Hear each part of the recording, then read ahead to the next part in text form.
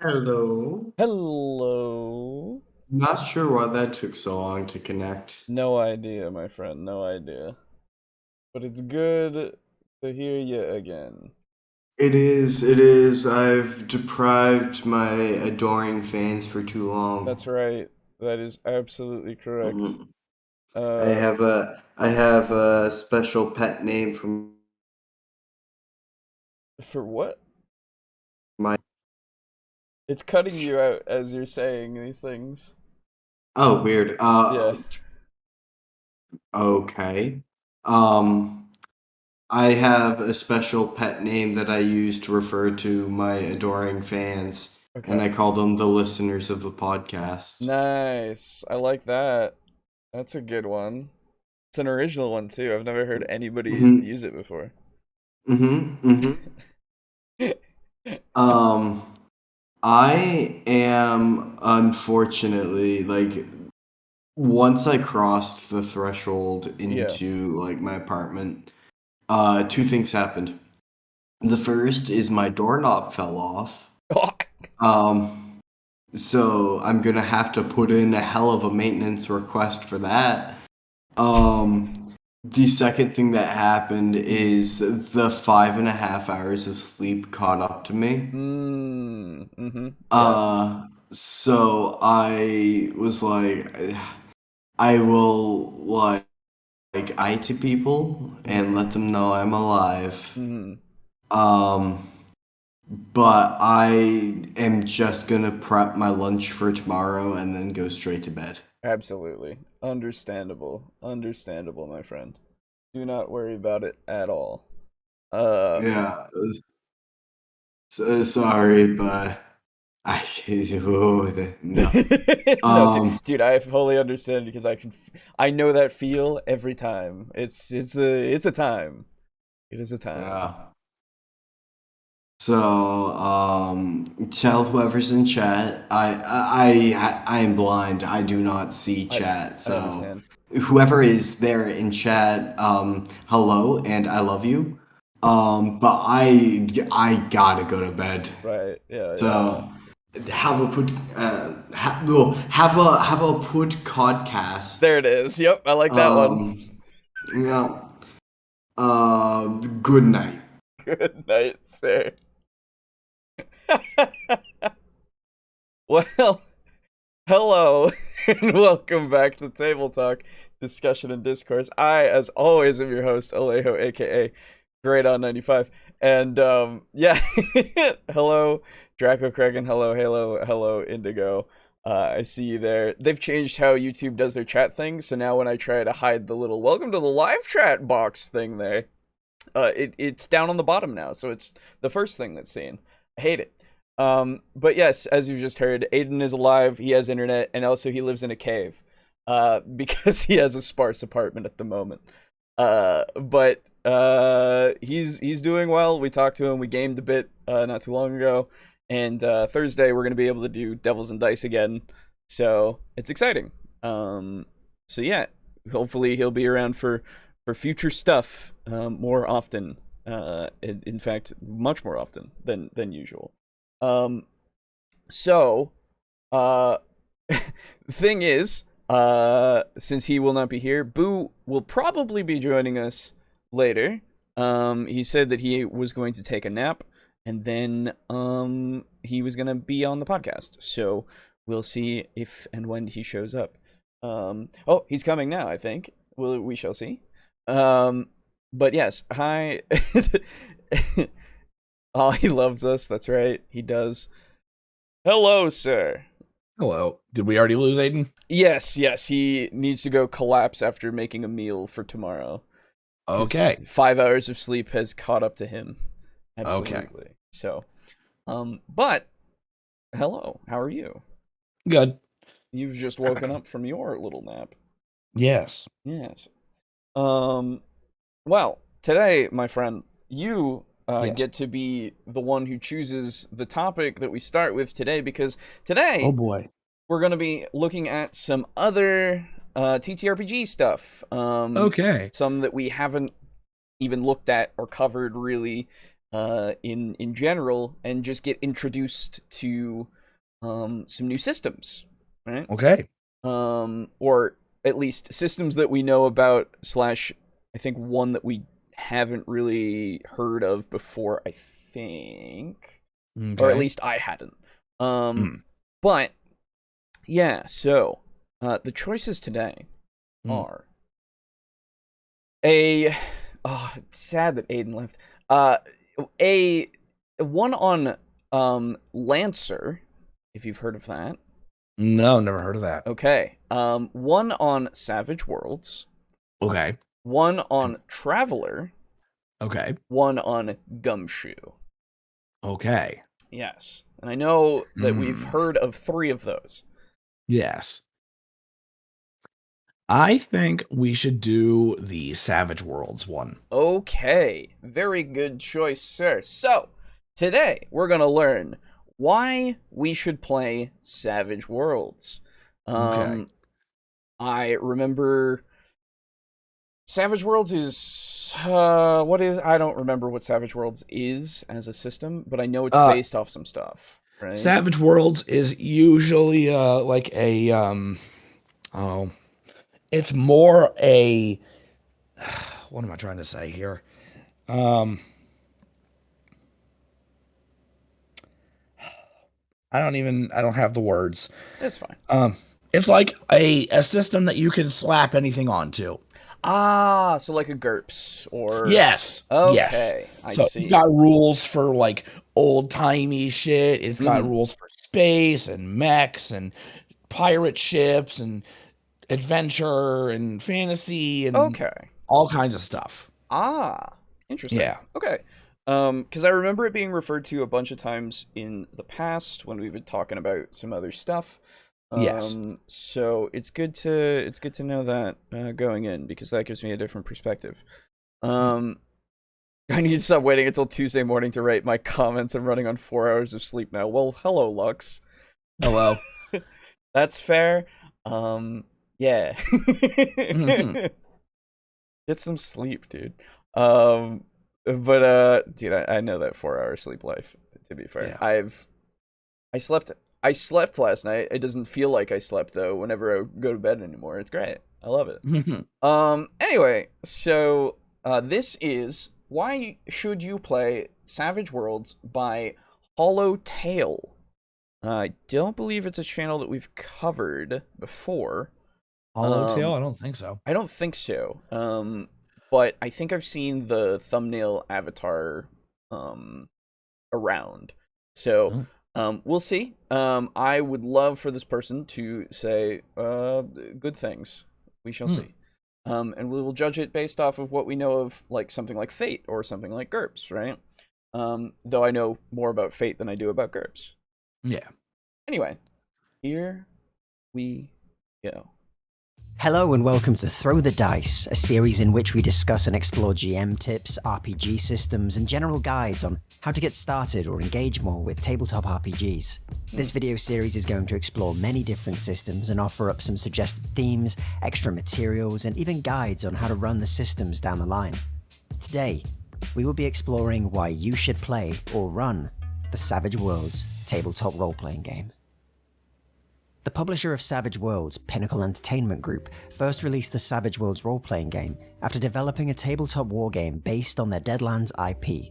Deadlands, The Great Rail Wars, was a small skirmish-based game that was published in 1997, years before the first edition of Savage Worlds was released.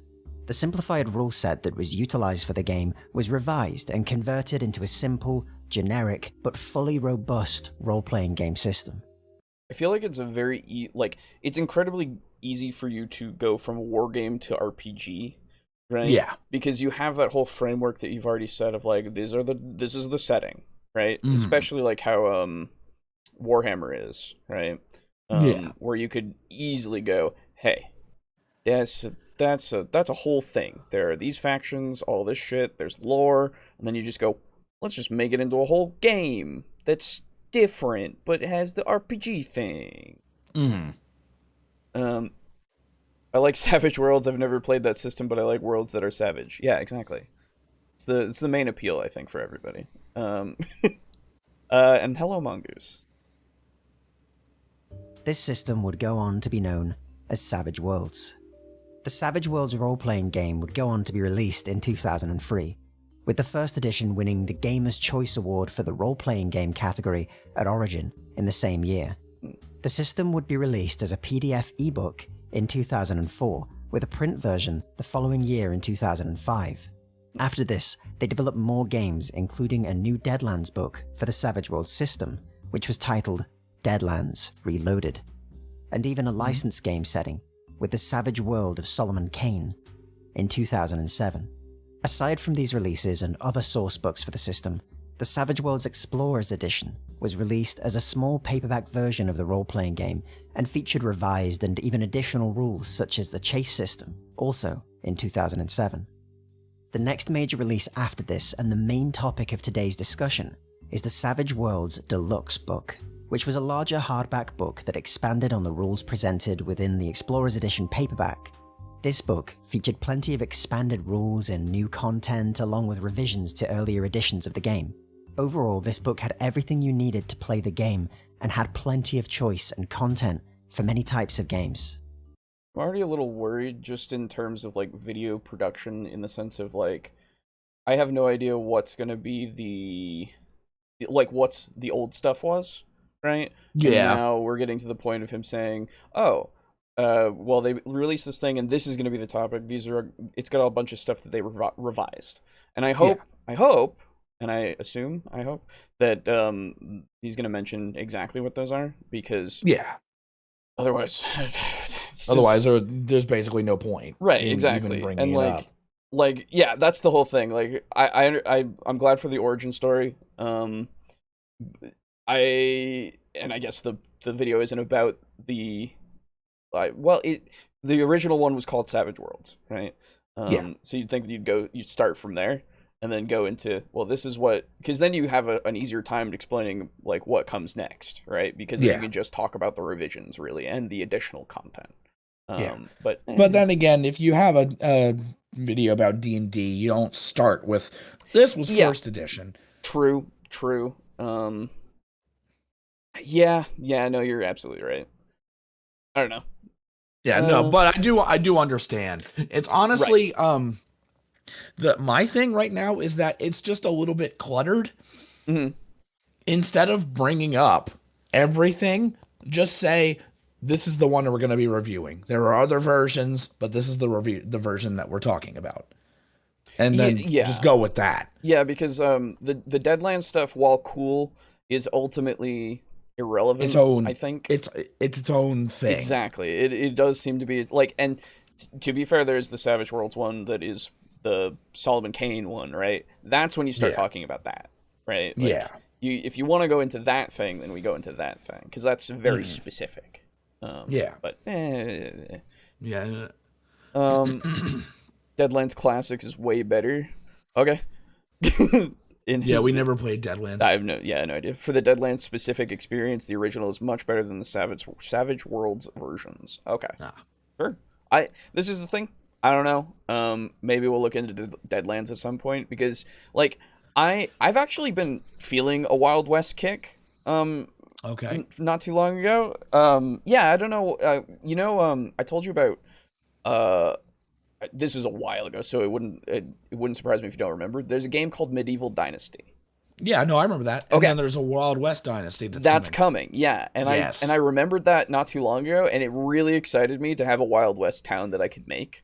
Right, in that kind of game. And then I was like thinking about it, and like 6 shooters and fucking you got your double barrels that you're just going around with, and just riding on a horseback. You got like your lever action Winchesters. Yes, exactly. Yeah. You got your shootouts in the bar and stuff. Like it just hit me with like this, I want to play in that setting right now. I want to do that. Yeah, exactly. So like maybe at some point we'll look into it, or other things like it, but right now, Savage. Yeah. Since the release of Savage Worlds Deluxe, there have been many settings and source books released around the system from Pinnacle themselves and other developers. I'll go into detail on these later in this video. Notably, in 2015, Rifts was converted to Savage Worlds through the use of additional source books that brought the world of Rifts to the Savage Worlds role-playing game. As of recording this video, there is currently an ongoing Kickstarter for the new Savage Worlds Adventure Edition book, which looks to be amazing so far. I would highly suggest going and checking this out. Oh, you own this? Yes, I do.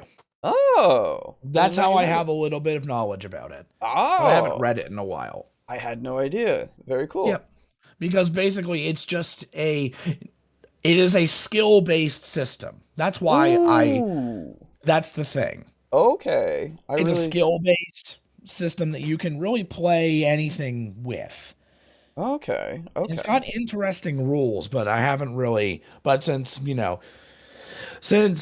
my fucking schedule is Devils and Dice, yes, then Call of Cthulhu, right, then maybe my Material World, right, then Seventh Sea, right. Yes, you've got your like 20 years planned already. Like, yeah. So like even if and also fucking Jackals. Oh yeah, I forgot about Jackals. Yeah, that's right. Because Jackals is fucking cool too. It's another skill-based one. So I'm like, man, this is cool, but God, there's no fucking point in me reading this. I'm never gonna fucking play this. yeah, I gotcha. Yeah. Just curious about how old this video. This is from 2018, October of 2018. So yeah, 4 years at this point. If you're a fan of the system, or even if you're new to it. This is the other thing. I know it's just a footnote, but I also am like, what's Rifts? Because I know we've talked about it. Like somebody has told us about Rifts before, but in the context of the video, what's Rifts? What does this have significance? Right? Yeah, that's another thing. Like, man. If you're gonna bring it up, you need to give at least a little bit of context. A little blurb, right? Yeah. Yeah, and if you're gonna bring it up and say Rifts was added, and then just move on, then just say, instead of even bringing that up, just say there are several other games that have been integrated into Savage Worlds. Yeah, that would include both the Deadlands thing and that, right? Like you wouldn't have to worry about it. What's Rifts really? Yes, really. Yeah, Does it surprise you that I don't know things? Rifts. It's crazy, right? Yeah. Like I remember we talked about it at some point on the podcast because somebody brought it up and we were talking about it a little bit, but since it wasn't like a major point that we were watching a video on, it has left my brain immediately, right? Yeah. Like that's just, I'm sorry, but I'm not going to remember everything because I hold on to too much useless information and my brain decides what is the useless information I will hold on to, right? Yeah. It's not, and I'm not saying that Rifts is bad or anything because I don't fucking know. I'm just saying like, yeah, we just don't know it. My brain is so full of shmush. It's insane. Yes. Link in the description below so you can check it out yourselves. Pick up the Savage Worlds Deluxe PDF or hardback book and any of the additional source books you want that will fit the theme you want to run. Aside from that, you'll need a full set of dice, from a D4 to a D12 per player. This will become clear as to why. And why did you also include a D20 in there? D4 to D12. Yeah. I don't. Maybe it's. Yeah. Just a wording thing there. In addition to this, bring one deck of playing cards and pencils, and notebooks as always. In Savage Worlds, your character's attributes are represented by 5 categories. Agility, which represents how nimble and dexterous your character is. Strength, which represents how strong you are and how hard you hit. Yeah. Smarts, which is your intelligence and mental agility. True. Spirit, which is your wisdom and willpower. Oh. And vigor, which is how physically tough and healthy you are. Gotcha. Now, unlike a lot of systems which assign a number to an attribute that governs your modifier for it, in Savage Worlds, your attributes and skills are both given a dice that represents them, ranging from a D4 to a D12. For example, you start with a D4 in all attributes. If you upgrade it by 1 step, it becomes a D6. If you upgrade it 1 further, it becomes a D8. 1 more? That's a D10. At creation, you start with a set amount of points to upgrade your attributes. Ordinarily, this is 5, and it costs 1 point to raise a dice by 1 step. 1 for 1. So, you could choose to upgrade your strength by 2 steps, making it a D8. Your agility by 1 step, making it a D6. And your spirit by 2 steps, making that a D8 as well. That makes the rest of your attributes a D4. The skills in Savage Worlds are much the same, represented by upgrading them from unskilled to a D4 and above with 1 point for each step. So it's an interesting different skill system than I thought, because I thought, when you say skill system, I think of percentiles, right? Yes. But now it is, like, yeah, when I say skill-based, it's just that there's no classes. Yeah, exactly. That's what I mean by that's that. that's my preconceptions, taking hold of my perspective there. Yeah. But, I remember, oh, goodness. I remember seeing games like this, and they look interesting, and I assume that things have DCs, right? Yes. And so you need at least, let's say you have a D4 and you need a 4, right? But if you have a D6, it's way easier to succeed and, overachieve, right? Exactly. And I assume if you overachieve those DCs that you get, a better result. Now that I don't actually know. I didn't look enough into it. Or at the very least, if you do, I just don't remember. Right. Well, maybe it'll be mentioned. Rifts is a Palladium games system that originally came out in the early 1990s. It has over 80 source books. The owner was notorious for sending out lawyers to anyone posting conversions online over years. Oh, well. Okay, then. I was the Nintendo of tabletop RPGs. That's right. I was born in 95. I was probably around 5 years old. Yeah, and I was born in 92. It's just, I don't remember any of this, so I don't know any. I suppose there aren't enough hours in a lifetime for me to consume every bit of entertainment I want to. Right, exactly. That's the whole thing as well. God, I wish. If I didn't have to sleep, it would be a much better life. So when he says yes to allowing PEG to make an official Savage Worlds version, the company that does Savage Worlds, gotcha. A lot of people were shocked. That does make sense if he was being a dick. If he was being a shitbag about it, then yeah. Okay. Yeah. Well then, that's noteworthy. I'm glad that he eventually stopped being a dick. Cool.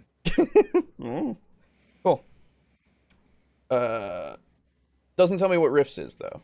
I assume it's space or something. No, it could be fantasy as well. I think it was monsters. I think I don't actually really remember. I have to, Yeah. The attribute associated with the skill is below the skill level you want to go to. If that's the case, it costs you 2 points to upgrade rather than 1.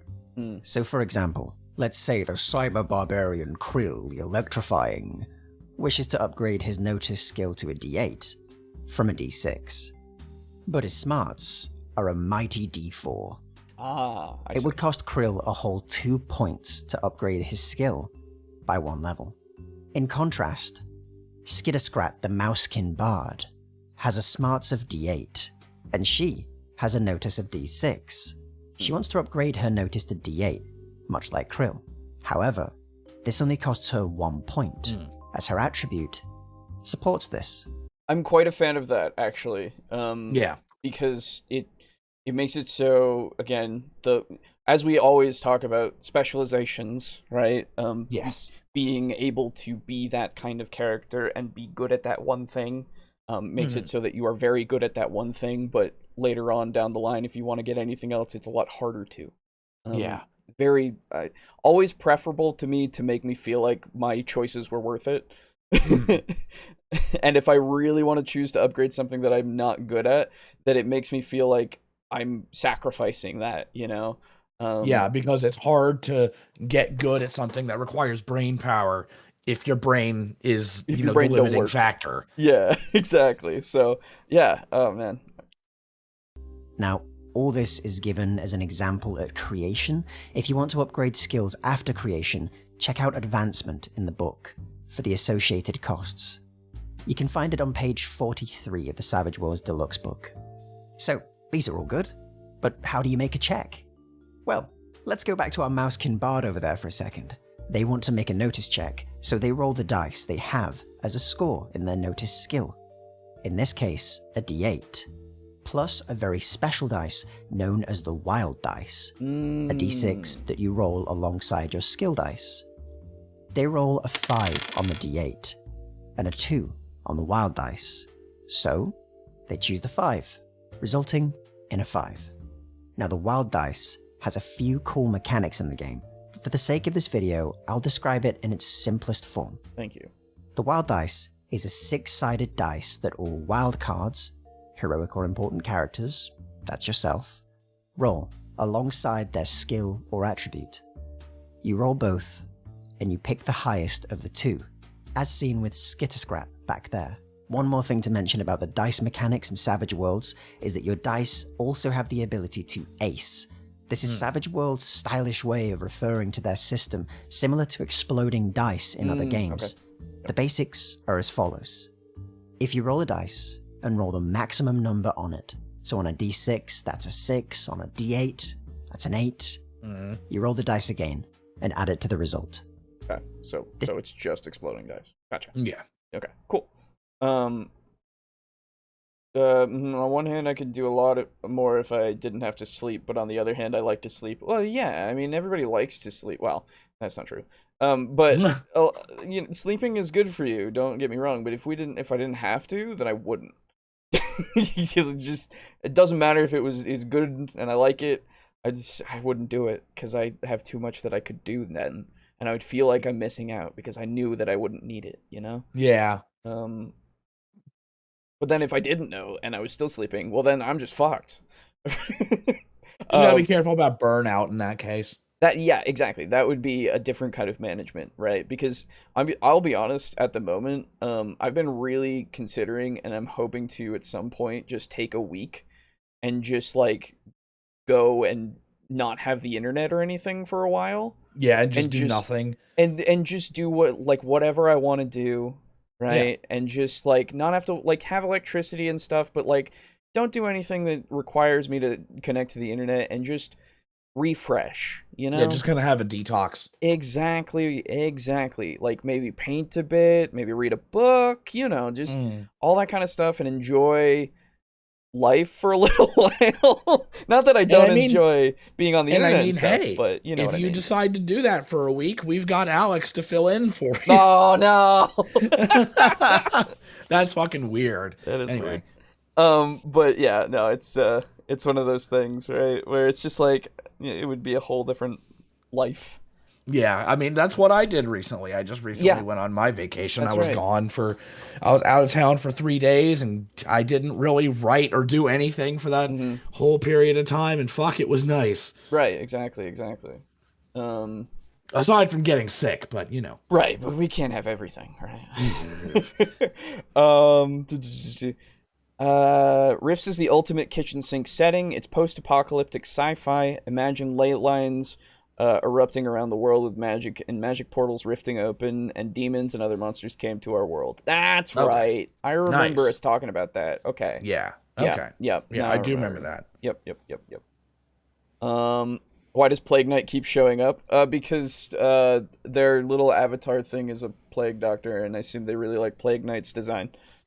And so they've taken it to be their little character thing, as many people take other things to use, right? Boo has taken a boo.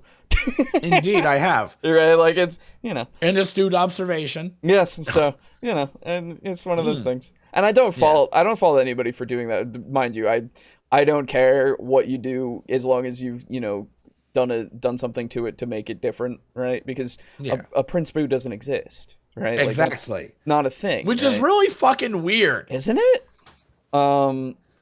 So like you know, it's the whole fair use kind of thing. So it's all fine. And if people are just ripping sprites to use, then like at that point I'm like, okay, well, we got to be a little careful here, but I'm not gonna I'm not gonna fault them for it because there's some cool stuff out there. Just go find an artist to get you a thing or do it yourself. If Fiverr exists. Right. Yeah. Like I want to get a bunch of that's why this is a whole thing, but I'm going off on it now.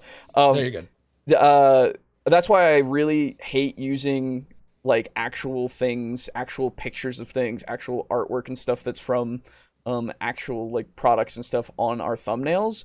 I've tried very hard to find public domain shit to use on our thumbnails, because I know that people click on the things that they recognize, but I don't feel comfortable putting that stuff on the thumbnails, right?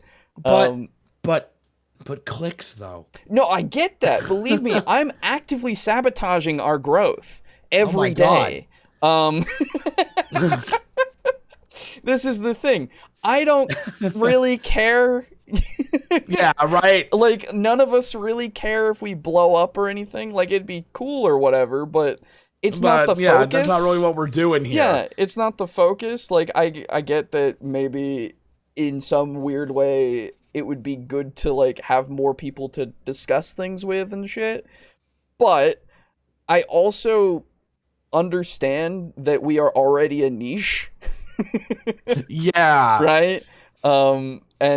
And like, yes, could do things to break out of that niche, but also, again, I don't really care to become huge, right? Like, it's not my goal. I just want to, damn it. I just want to make an entertaining thing for people that like it, right? Remnants of Real, still isn't out. God damn it. When is it coming out? I don't know. It just says coming soon. 2022, right? That's the only thing? No, it says coming soon. Oh, just coming. Oh, jeez. Yeah. That's even more vague. It was on the thing, so I'm like, oh boy, it's probably coming out soon, and now it's not there anymore, and I'm like, fuck. Yeah. Anyway, using brain power is hard, so just unga bunga. That's right. Indeed. Exactly. I love unga bunga. That would honestly be pretty funny too, if you use Savage Worlds to do a caveman. Oh, that'd be great.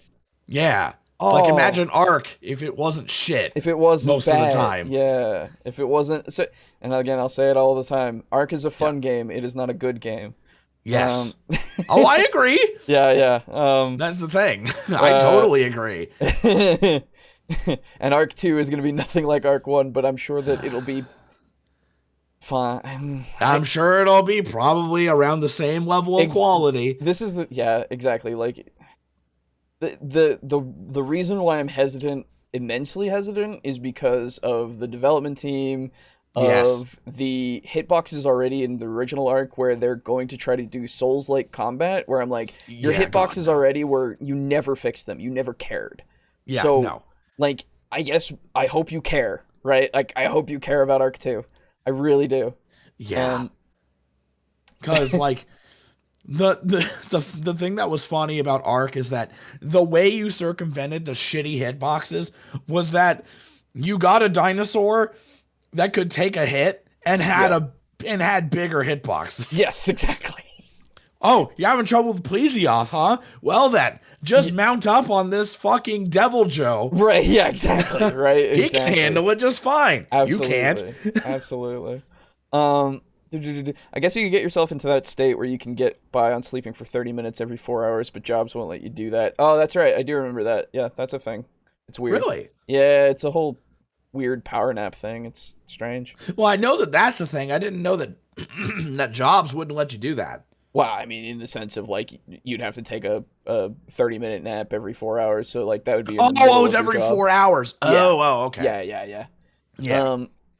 Risk would take a while to go over, I bet. Considering it had 80 supplements and it was from the 90s. Yeah, Jesus. It's that would just be a massive fucking book. Yeah, I'm back. Hello. He's back. You missed Aiden. He was here a second ago. He went to go sleep. Yep. Probably would have been nice to have known about Rifts when I was trying to glue D20 Future and standard D&D together. Probably. Yeah, that would have been useful. Sorry I'm late. I was watching Top Gun Maverick and it's so good I feel like I can fist fight a grizzly. Anyway, nice. I'm going back and catch up. Topic looks interesting. I've heard really good things about Top Gun Maverick actually, which is surprising to me. Yeah, same. Extremely surprising. So they did well with Top Gun Maverick apparently, and they shit the bed with Jurassic Park Dominion. Oh, that doesn't surprise me in the slightest. Yeah, that's so weird. Whatever. Yeah. At this point, that's the trend for that series. So I'm like, whatever. I don't know, sure. Yeah. If it was good, I would be incredibly surprised. Yeah. Anyway, Savage Riffs is a really good introduction to riffs. Okay, that's good to know. Now, Alejo, are you really a content creator if the thought of more views doesn't keep you up at night with nightmares of what you could do more? JK. You're right. I'm not a content creator. You're right. Yeah, exactly. No, so like this is the thing. I would love to. What we do here is great, and I have a lot of fun doing it. But again, it is the fun of it that makes me want to do it. Right? It's not the fact that it's a job. If it turned into something where we were making more money and stuff, like that's why on the Patreon, if you look at our goals and stuff for the Patreon, it literally is like.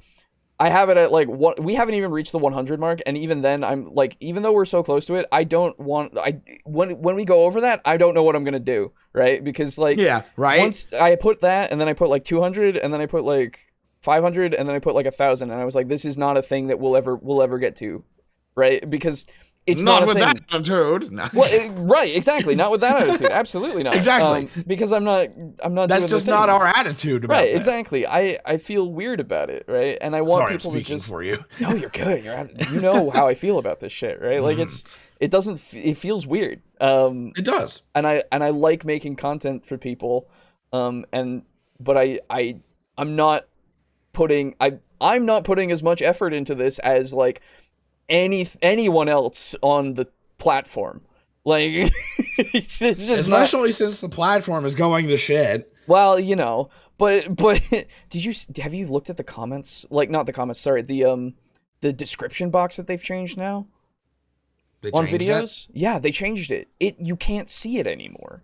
Oh, well, yeah, dude. Like they got rid of the fucking They've gotten rid of so much shit. I know, but no, like legitimately, I remember seeing on Twitter, Remy Down Under Gaming, if you know of him, he was literally tweeting at the Twitter account for YouTube because that's the only fucking way that you can talk to them. Which is the whole another issue. But he was literally tweeting at them like, "This doesn't work for sponsorships. Why did you do this? We can't it can't be hidden. You can't hide the link." That's not, you can't hide the description like that because it fucks us over. This is literally contractually not something we could work with. and they were like they like gave him like a half answer of like, oh, you're concerned. Oh, of course. But anyway, yeah. And did you hear about what happened with the Act Man? Yes. Oh God, yeah. I've been keeping up with that. Yeah. That's like fucked. Now you have. That's so supremely fucked. It's so fucked up. I would imagine that if we were bigger, the same thing would happen to us. Yeah. Like if we were to say anything and anyone were to have an issue with it, we would immediately get thrown into the ground. Yeah. And there's nothing we could do. Man. I just hope he goes to like off-site news outlets and starts spreading his story. That's all I want. This is the thing. At that point, like, I feel like it might do some good, but like every time outside news stuff has done anything to YouTube, it's fucked it over, right? Like the whole adpocalypse thing was just persecution, right? And then just completely fucked everyone. Yeah. Everyone. And it's anyway. Yeah, what we need is a new fucking website, honestly. Yes, I agree 100%. I think there actually are two. I think it's maybe not two. The one that I seem to remember is Odyssey. I have us connected to that, but guess what? Our content's too long. Of course. So it doesn't transfer stuff over. That sucks. It's like Odyssey and Nebula, but I think Nebula is a different thing. Yeah. I don't remember. If YouTube eventually just completely shits the bed, I swear to all of you, the video podcast will live on because I have everything saved, and Anchor, the thing that we use that is owned by Spotify, the thing that we use to put everything out as the audio podcast, also lets you put up video podcast stuff. Ooh. Because that goes onto Spotify, where you can watch video podcasts on Spotify now. Had no idea about that. But I don't do that because the primary thing is the video thing, and people don't go on Spotify for a video podcast. Yeah. Just not what they do yet. Until that gets bigger, I don't feel like it's something. And plus, YouTube isn't fucking dead yet, and it's like the number one thing that anybody can go to easily. Yeah, that's the thing. So, you know, anyway, little inside baseball for everybody right there. Yeah. So, yeah. Anyway. It's a little shitty. But that's the thing. That's the other thing of just like, I don't mind being completely transparent with every single one of you, because it's just, like, you can tell, I hope, that this is how we actually think about everything about what we do, right? Like, we don't keep things, right? We don't keep things away. And honestly, you know what? That reminds me of something. It reminds me of a thought I had. Sorry. No, you're good. Absolutely. Go for it. This is the podcast. This is the podcast. Yeah. Yeah, right. I remember a long time ago when I was still doing videos, I did a series of videos. I did a Let's Play. Let's just say it was a Let's Play. Sure. On Eternal Darkness, Sanity's Requiem for the GameCube. Yeah. I hate that game. I know you do. It's strange. Fuck, I hate that game. Which sucks. Yeah. Because I know what it is. I've played all the way through it. Yeah. And there are just some gameplay elements that just fuck up the whole experience. Sure. But one of the things that I have always said, or had always said, about my Let's Playing and video production is that I wanted it to be exactly as though you are essentially sitting on the couch with me playing a video game. Yeah. That was always the experience that I was trying to go for.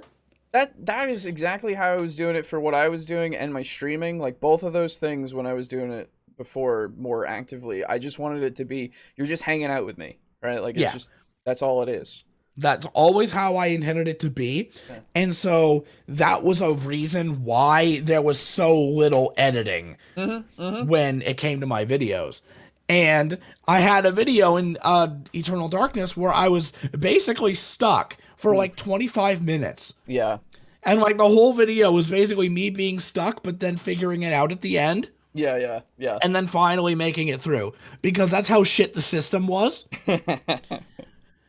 Because basically, in a very small nutshell, in Eternal Darkness, you can target enemy limbs and attack their limbs, and that's the better way to fight. However, I had a lot of trouble with the system because you can, if you swing your sword in a small hallway, you can hit the wall. Yes, it is a whole thing. Fuck that. It makes perfect sense in a real world, but this is a fucking video game. Get fucked. Anyway. Not to mention it's fucking Lovecraftian bullshit. It doesn't have to make sense. Anyway. Well, so you're trying to maintain your reality while things are falling apart around you, I would argue, but go on. Yeah, but like, fuck me. Anyway. It's just not for you. That's all. It's really just not for me. Exactly. So here was the thing. You have to do that in order to, fight effectively. But I didn't because I had trouble with it. Yeah. And then I got to an area where I was in like a church. Yeah. Oh, and I got to the end and you had to go through a door and then attack something. Like, I think it was a body or something. Sure. And the whole time I'm there, I'm like, fuck, why can't I attack the body? I know I'm supposed to do it. It's at the end of the level. There's nothing else I can do. So I go back through the levels. Like, did I miss something? And then I finally make it to the body and I target the body and attack it. And then it works. Right. Yeah. It's just that whole thing. Yep. God. Sorry, I hated that part of the game so much. That's fine. Let's get back to the fucking topic at hand. Well, I was just gonna one last thing for this little segue that we've done, or not segue, non sequitur. That's the whole thing why I don't do a lot of editing. It's because I like leaving in the context, right? Because I feel like I can't make it make sense otherwise, right? like, I know there's some editing that people have done with videos where it all flows perfectly, and like even with the cuts and stuff, like you still understand what's going on. My brain doesn't work that way. I look at what I do and I go, everything is important, unfortunately, right? Yes. You don't know how I got here otherwise. Right? I can understand that. Which is why the podcast is the way that it is, where I do very minimal editing. I mean, that's what a podcast is. Also it's true. long form bullshittery. Also true. Also true. But it's also like why we do the whole watching the whole video and making sure that the whole context is there, right? Yes. Because otherwise we might refer to something that doesn't make any sense, or somebody might be able to accuse us of taking something out of context, right? Don't worry, they won't accuse us of taking something out of context. They'll edit it so that we're taking something out of context. Well, see, if that ever happens, then I'll but then know. you can just point to the original video. It's Right. like, no, that's wrong. I have backups of literally everything that we've done. So like, yeah, there's nothing that would allow them to do that. Plus, I would fight like, tooth and nail. You don't really have to take us out of context to figure out that we're shitters. Well, yeah, but also like never just claim watch to be. us play Payday too. That's true. That is true. But yeah, it's just one of those things where it's like, I like having the context there. That way, everybody knows what's going on. Yes. Anyway, continuing reading what you guys were saying, so it went on a long diatribe. Yeah. So DS2 with the hitboxes, yes, basically DS2. Yep. Could take inspiration from 65 million BC era of Chrono Trigger, and also Joe and Mac, I suppose. Oh yeah, for like a caveman RPG. Yeah. Here I am talking about Joe and Mac, like people are gonna know what that is. Oh, don't worry. I know what it is. Yeah. Flintstones, maybe. Yeah, that also works. Oh my god, that'd be great. Slice of life, cavemans. Yeah. Jurassic Park started good, but it went on a steady downward trend from there. Yes. Yeah. It keeps buffering, so I guess it's 144p for me. Sorry, mongoose. The Axeman? No, Act. Yes, ACT. Man. Act Man. If you haven't seen any of the stuff that has happened to him, do look into it. It's a whole bunch of shit, and you should like everyone's on Act Man's side. Everyone, yes, because as it's so fucked. Except for the people who are being just complete assholes for the standard reason of just being dickheads that take things out of context and shit. You know. Yeah. A lot of YouTubers are using the first comment to post all the necessary links for sponsorships now. Oh, that makes sense. Okay. That's good. They shouldn't have to. That's the problem. Yes. The fact that they need to have a workaround for it to work, that sucks, but I'm glad they found it. YouTube is the D&D of streaming platforms. Yes. Well, technically Twitch. I guess we could move over to Twitch if everything goes to shit on YouTube, but I also don't like Twitch. And I don't know enough about like streaming to give you a fucking there's no alternative. An opinion. Yeah. The thing is it's either YouTube or Twitch, and I chose YouTube. Wait a minute. What about Justin TV? That was Twitch. Oh, it was Twitch. Okay. That was the last time I streamed, my guy. Yep. There you go. I streamed before Twitch was cool. There you go. I did Jesus it on Christ. Fucking boomer ass. God. What the fuck was that site? I streamed on a weird streaming site for like a couple of times before I moved over. I remember that. Oh fuck. I don't remember what it was. It's a whole. It's old as fuck and nobody remembers it because it was on TV and Twitch TV. Anyway. YouTube does have the best interface compared to the alternatives. BitChute, Odyssey, and Rumble have quirks that make YouTube just easier to use. Yes. Oh, that's true. Absolutely. And it sucks. Yeah. Real world physics tend to be more trouble than they're worth when your character only has a specific attack animation. Mm-hmm. You basically just have to figure out how to position yourself, and that's about it. Yeah. IRL, if you're in a narrow hallway, you're going to stab, but the game will force you to swing your sword anyway. Yeah, that's the problem. Yep. Or you could do an overhead. Right, yes. In the real world, if you're fighting in a hallway, you'd either thrust or measure your attacks to not hit a wall. Yes. Yeah. Remember, this was on the GameCube as well. Yeah. It was impressive for its time, but also you gotta remember the limitations, right? Yes. In D&D, we never question the fighter with the 10-foot long sword about to swing his sword in an 8-foot wide hallway. We just let him have his fun until the wizard can cast Fireball. True. Absolutely true. Assert dominance. 10-foot sword and 5-foot hallway. Exactly. Lux out of context, blood for the blood god. Very good. Yeah. Lux in context, personally, I prefer violent games where you kill a bunch of people, blood for the blood god. There you go. Yes. I get it.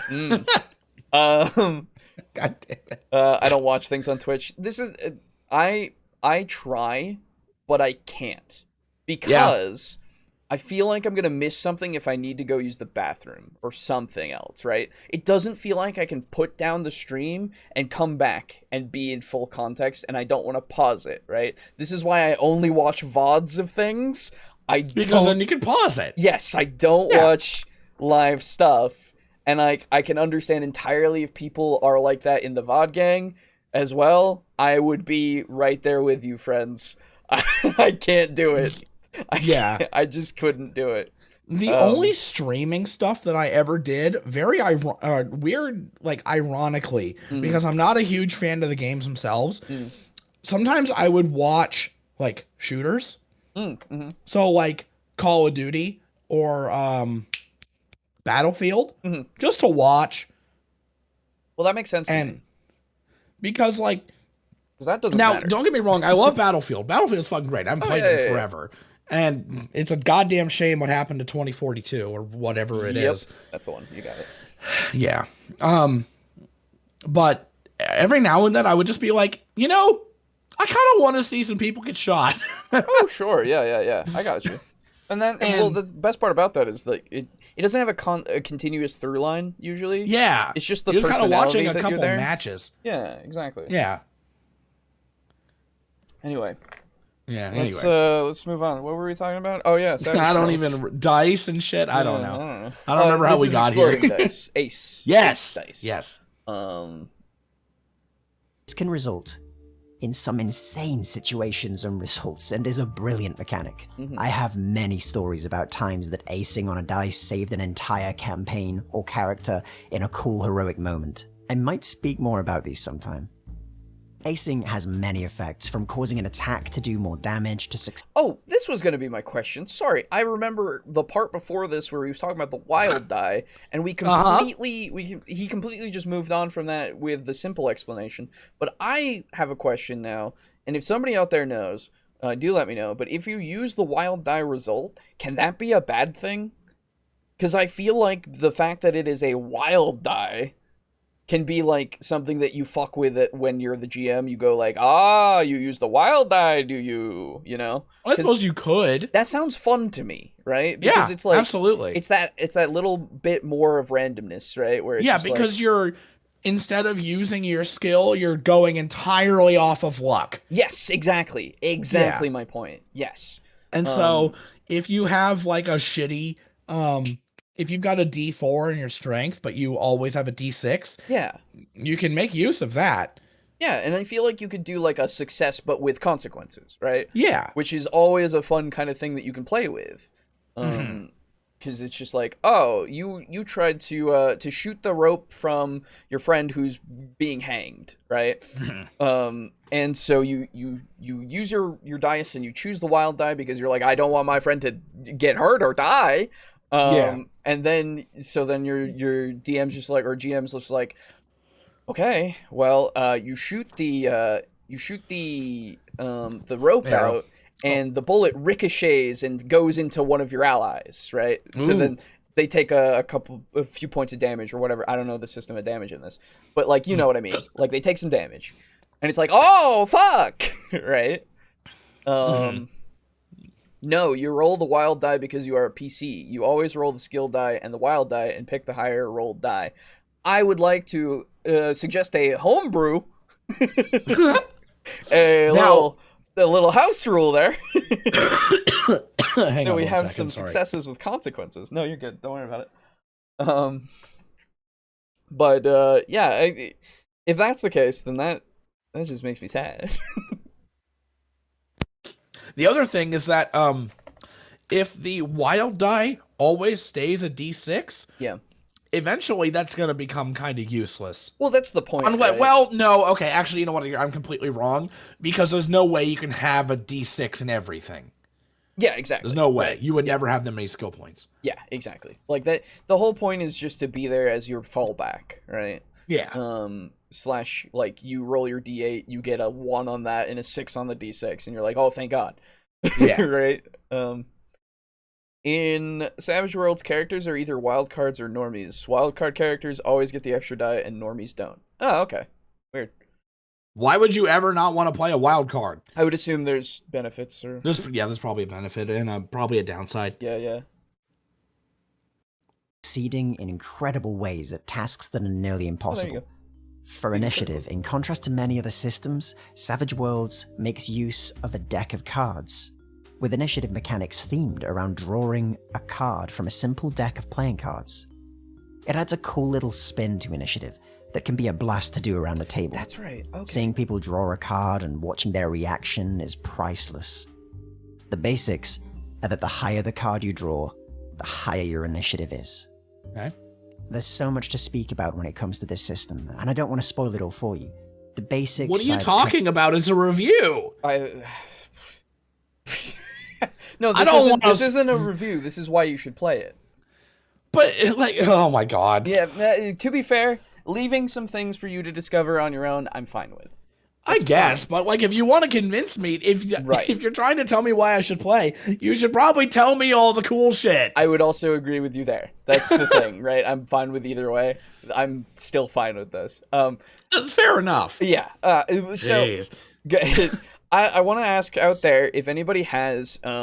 This reminds me of, and I think it was Critical Role did a little one-off kind of series thing that they did called Undeadwood. And if you watched that, it was Wild West, and I think it was Deadlands. I think that's what they were using, because this sounds very familiar to me with the cards and the exploding dice now, and it's all triggering that memory in my brain, because I don't think they ever specifically said, or maybe they did say that it was Deadlands as the system, but I could not remember the system that they were using, because they used this card initiative thing, and I thought it was kind of neat, where you just, like, the dealer, quote unquote, had the cards out, and they would go, okay, choose one, right? There were like 5 cards for one for each of the players and one for the dealer, right? And then you know, you would get some people that's super cool. So like a Texas Hold'em, that's the whole thing. Sweet. Yeah. And it was sick. I loved that. I might rewatch that, honestly. It was really great. I loved it. Yes, that was Deadlands Savage Worlds on Critical Role. There you go. Nice. Time to head to work. Have a good work. Bye now. Bye.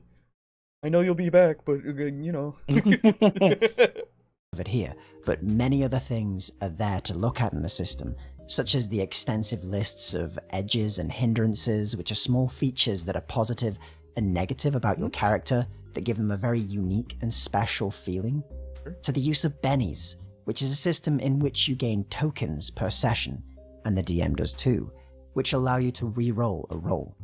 So, also... Okay, yeah. So a Benny is, like, I really wish he didn't use the term Benny. It's in the book, but Bennies is short for benefits. Oh. Yeah, just call them a Ben. Just say, they're Bennies, which are short for benefits. Yeah. Okay. And basically, this is the same kind of system as it is in 7th C?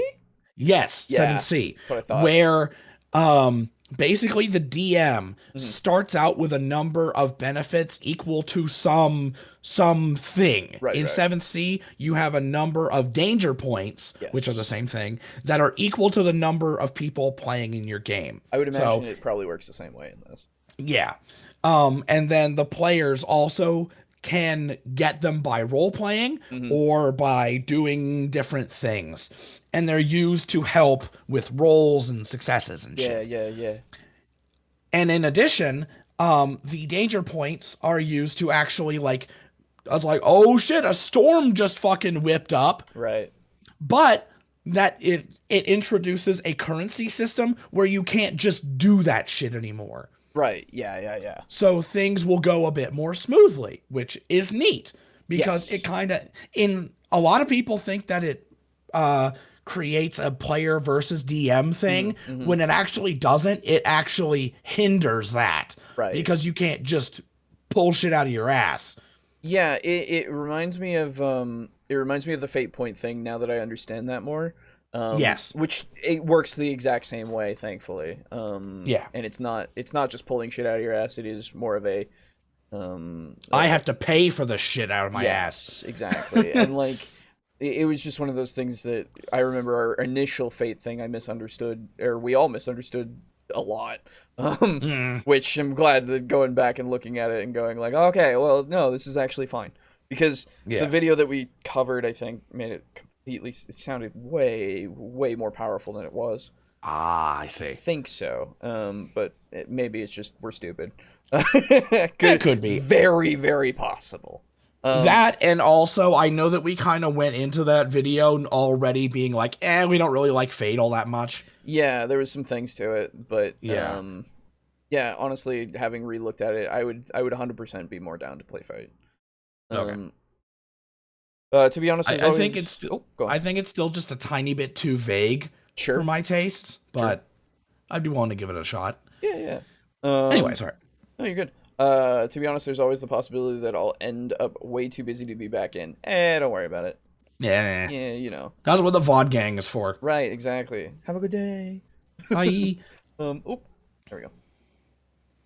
An extensive and highly flexible power system in the game, and many optional rules to mix and match up the tone and feel of your game that you're personally wanting to run. This is without even getting in. Here's the thing, when you do that, maybe give us like one example of each thing. Yeah. Just one, even if it's just a small sentence, right? Because you just said these things, and like, especially with the Benny's thing now, I'm like, that just sounded weird to me. I was like, okay, they just have this weird thing in the system that's called Bennies, sure. But then when you literally told me, no, it just means benefits, I'm like, why would you do that then? I don't understand. Yeah, why would you? Yeah, I get that they're called that in the book, but you need to elaborate on that. Right. That's more of a thing on what I would say to the writers of the system. Like, just go. Could you just call it benefits, please? I don't. Yeah. Like, why are we doing? Like, we don't need to shorten everything. I know it's English, and that's just what happens with words for some reason for everything because we don't have time. But BENNEIS versus BENEFITS. No, so what I mean is like saying it, right? Oh, I know, but I'm looking at the actual word, like word, like letter count and stuff. Yeah. It is one more letter. One. Yeah, I don't know, man. No, wait.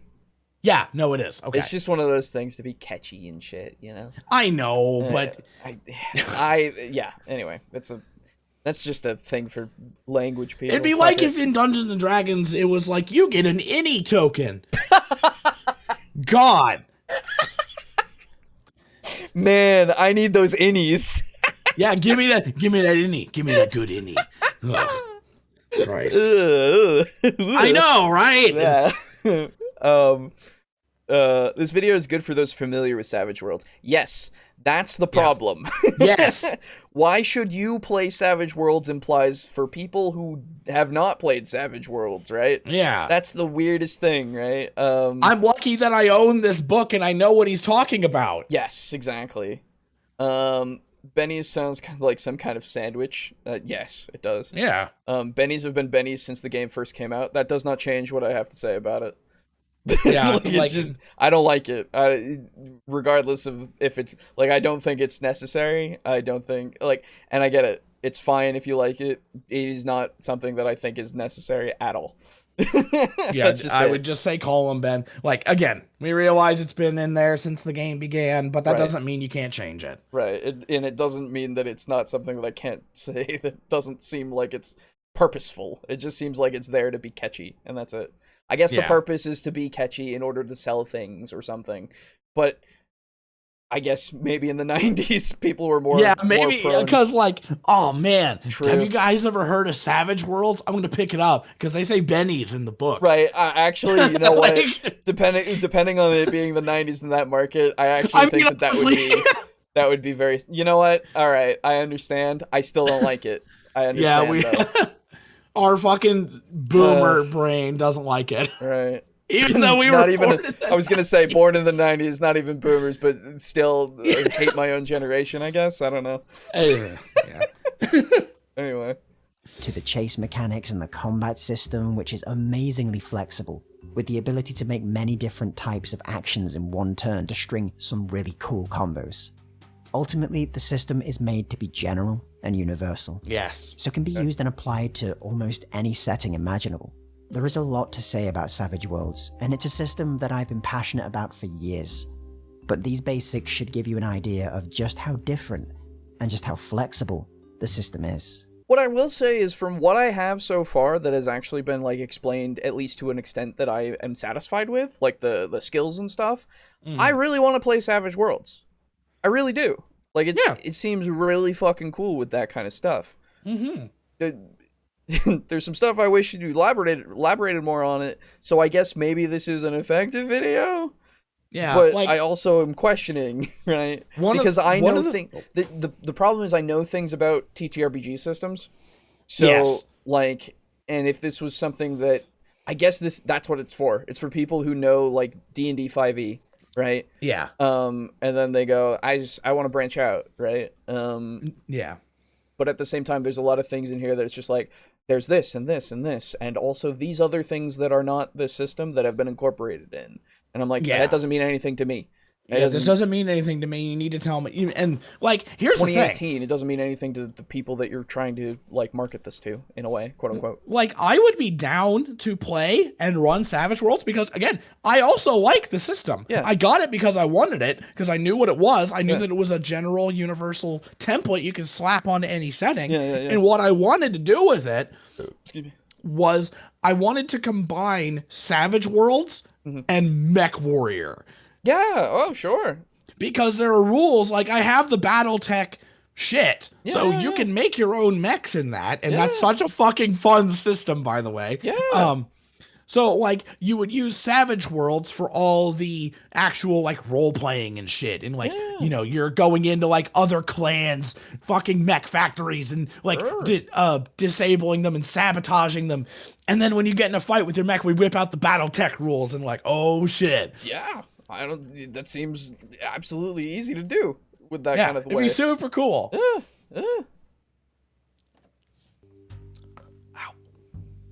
Savage Worlds is a very accessible and highly customizable game.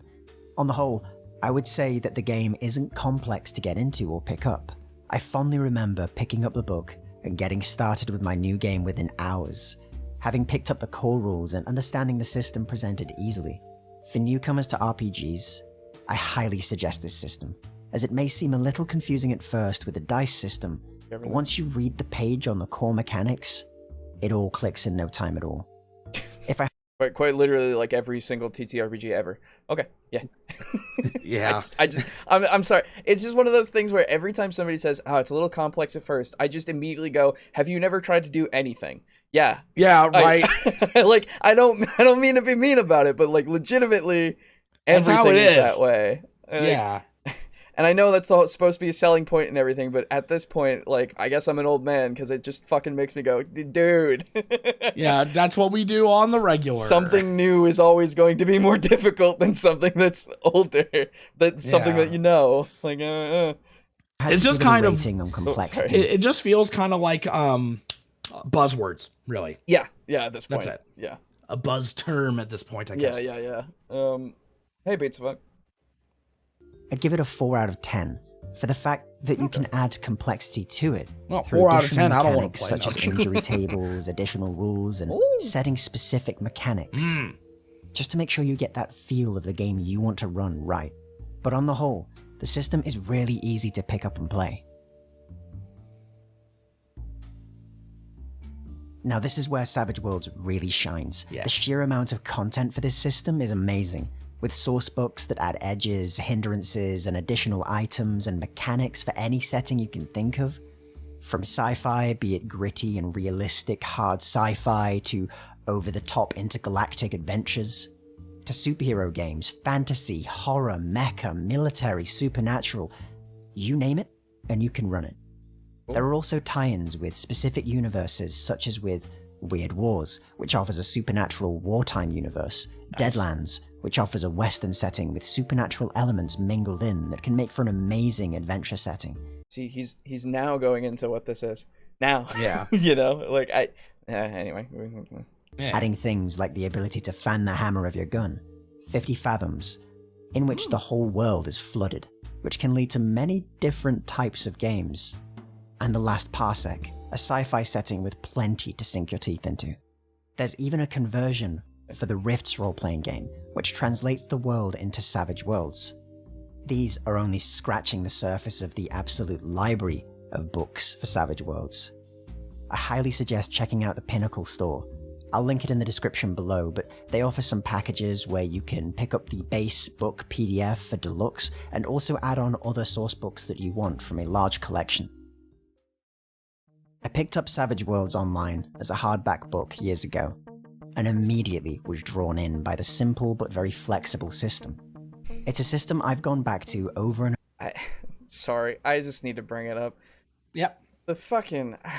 It's the video essay fucking text on the screen that comes up whenever you say a buzzword. Uh-huh.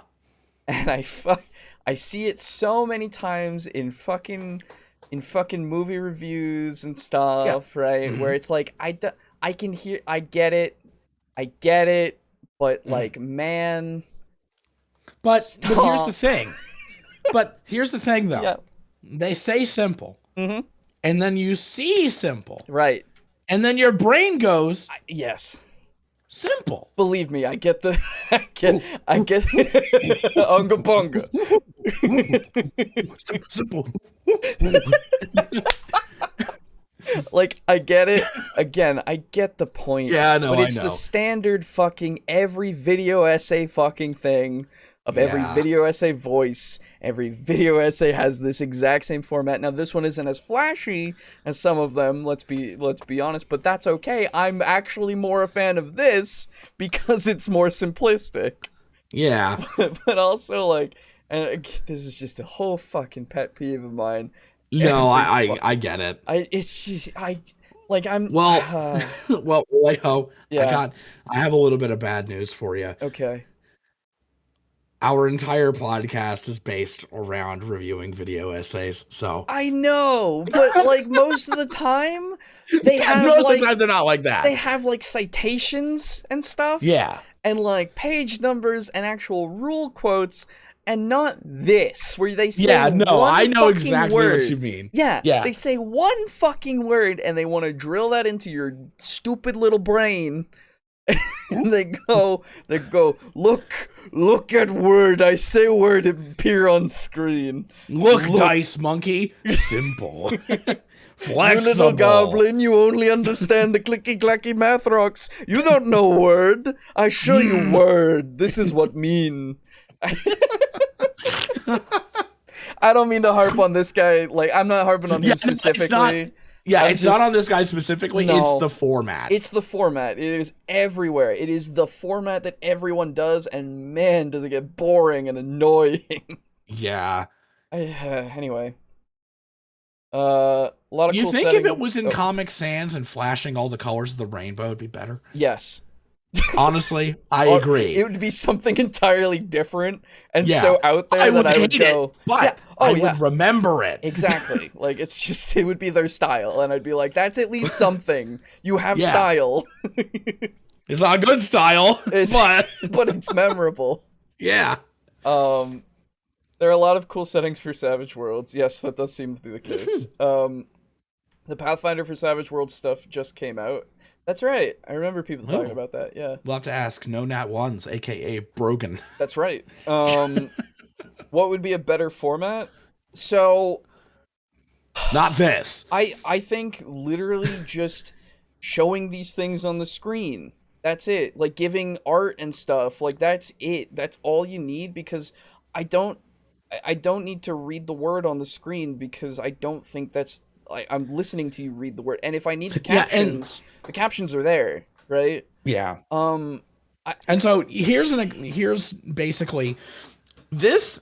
Let's do a kind of a medium dive into this. Sure. Yeah. If I'm describing something as simple, I'm not going to flash up the word simple, because that doesn't do anything for my argument. If I say, oh man, this system is really, really easy to get into, it's simple to understand, and blah, blah, blah, blah, blah. Just putting the word simple on the screen doesn't help. It doesn't do anything. Like, it's meaningless. This is why when you see, dare I say, good video essays where they do their own thing and they don't do the word thing, what they do is they put like something relevant that also translates the emotion or whatever it is they're trying to talk about, right? So for movie reviews, you see clips that can be taken in the way that they're describing something, right? Yes. So simple, right, would maybe be a scene of somebody like I can't think of something that's like it's like something that's honestly simple wouldn't be used, to be fair. In this context, what I would do for simple is I would show an image from the book, hopefully, of a guy like repairing a machine. Sure. At least that way it's a little bit kind of funny. It's at least something, right? But what I would do is I would find a rule that is like a very small rule. Not one that's useless. Find a useful rule that's like a very small paragraph and show like incredibly this is easy simple. Yes. So like firing a gun or the combat order or whatever it is. A useful rule, and show that rule is very small. Absolutely. That is how I would actually what the hell is the reinforce my argument. Yeah, totally. Because that's how I would do it. And then for flexible, I would show multiple different things, like the options you can take if you want to do an action. Yes, exactly. Yes, that would absolutely do it. Because that allows you to, if you're just like watching it for a second, maybe you don't catch all of that immediately, but if you did go back and you actually looked into it more, you would understand the purpose. Right. Not to mention, even if you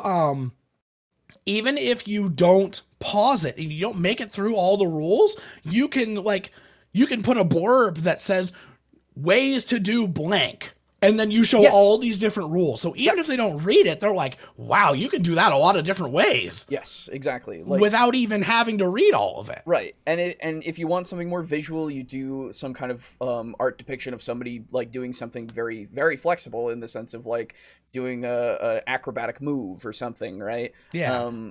And you flash that up when you say flexible.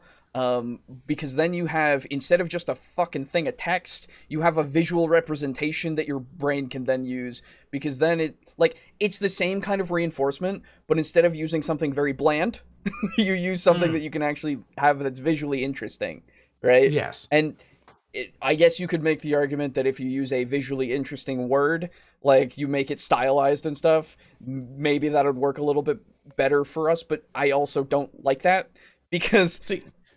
See, now here's what I would do. Okay. If I was doing that, now that you're going into different ways to present the word, if I had the word flexible, I would take flexible and get the RuneScape wave. The RuneScape Wave 2 animation, baby.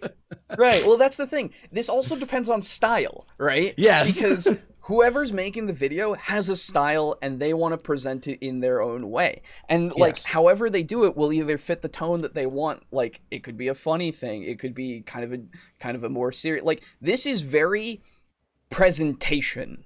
Okay? Yes. This is very PowerPoint presentation. PowerPoint is exactly where I was going with it. Yes. Yes. Which I'm like is effective, don't get me wrong, but visually uninteresting. Yes. And like by its very nature. Yes. And like this is coming from the guy that really likes simple shit, okay? Like I like simple art style, simple like minimalist kind of things at times. I have my appreciation for too many different things I like that all conflict with each other, so I'm a walking contradiction. But walking paradox, yes. Yes, I am. I will turn into a black hole at some point because I cannot existing contain it. in both wherever you live and wherever Alex lives. That's right, exactly. So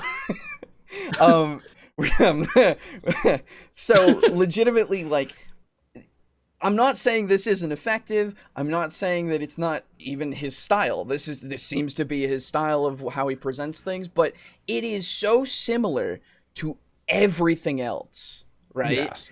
Every single other one that I'm like, how does this stand out, right? And here's the other thing. Even if this is your style, even if you're not trying to stand out and yada, yada, yada, it's so similar to other stuff that it just kind of falls by the wayside. Exactly. It becomes average, right? Yes. And that's like the only reason why I'm going to remember Savage Worlds is because of Savage Worlds, really. Not because of this video. The video has gotten me to the point of like, oh, there's some cool things in it, but it's not going to be the video that I remember. It's the fact that it exists inside of this rule book, right? Yeah.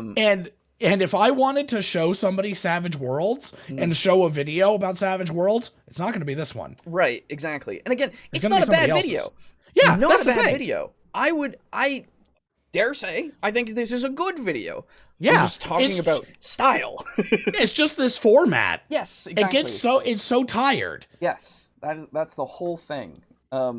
It's just a pet peeve on your part. Absolutely. And if you look at so many video essays, they do the same exact voice. They do the same exact words on the screen thing. Sometimes they have relevant clips. Sometimes they have irrelevant clips. That's why I talk about it when I see them. Where it's because what is the point of this? Why is this here?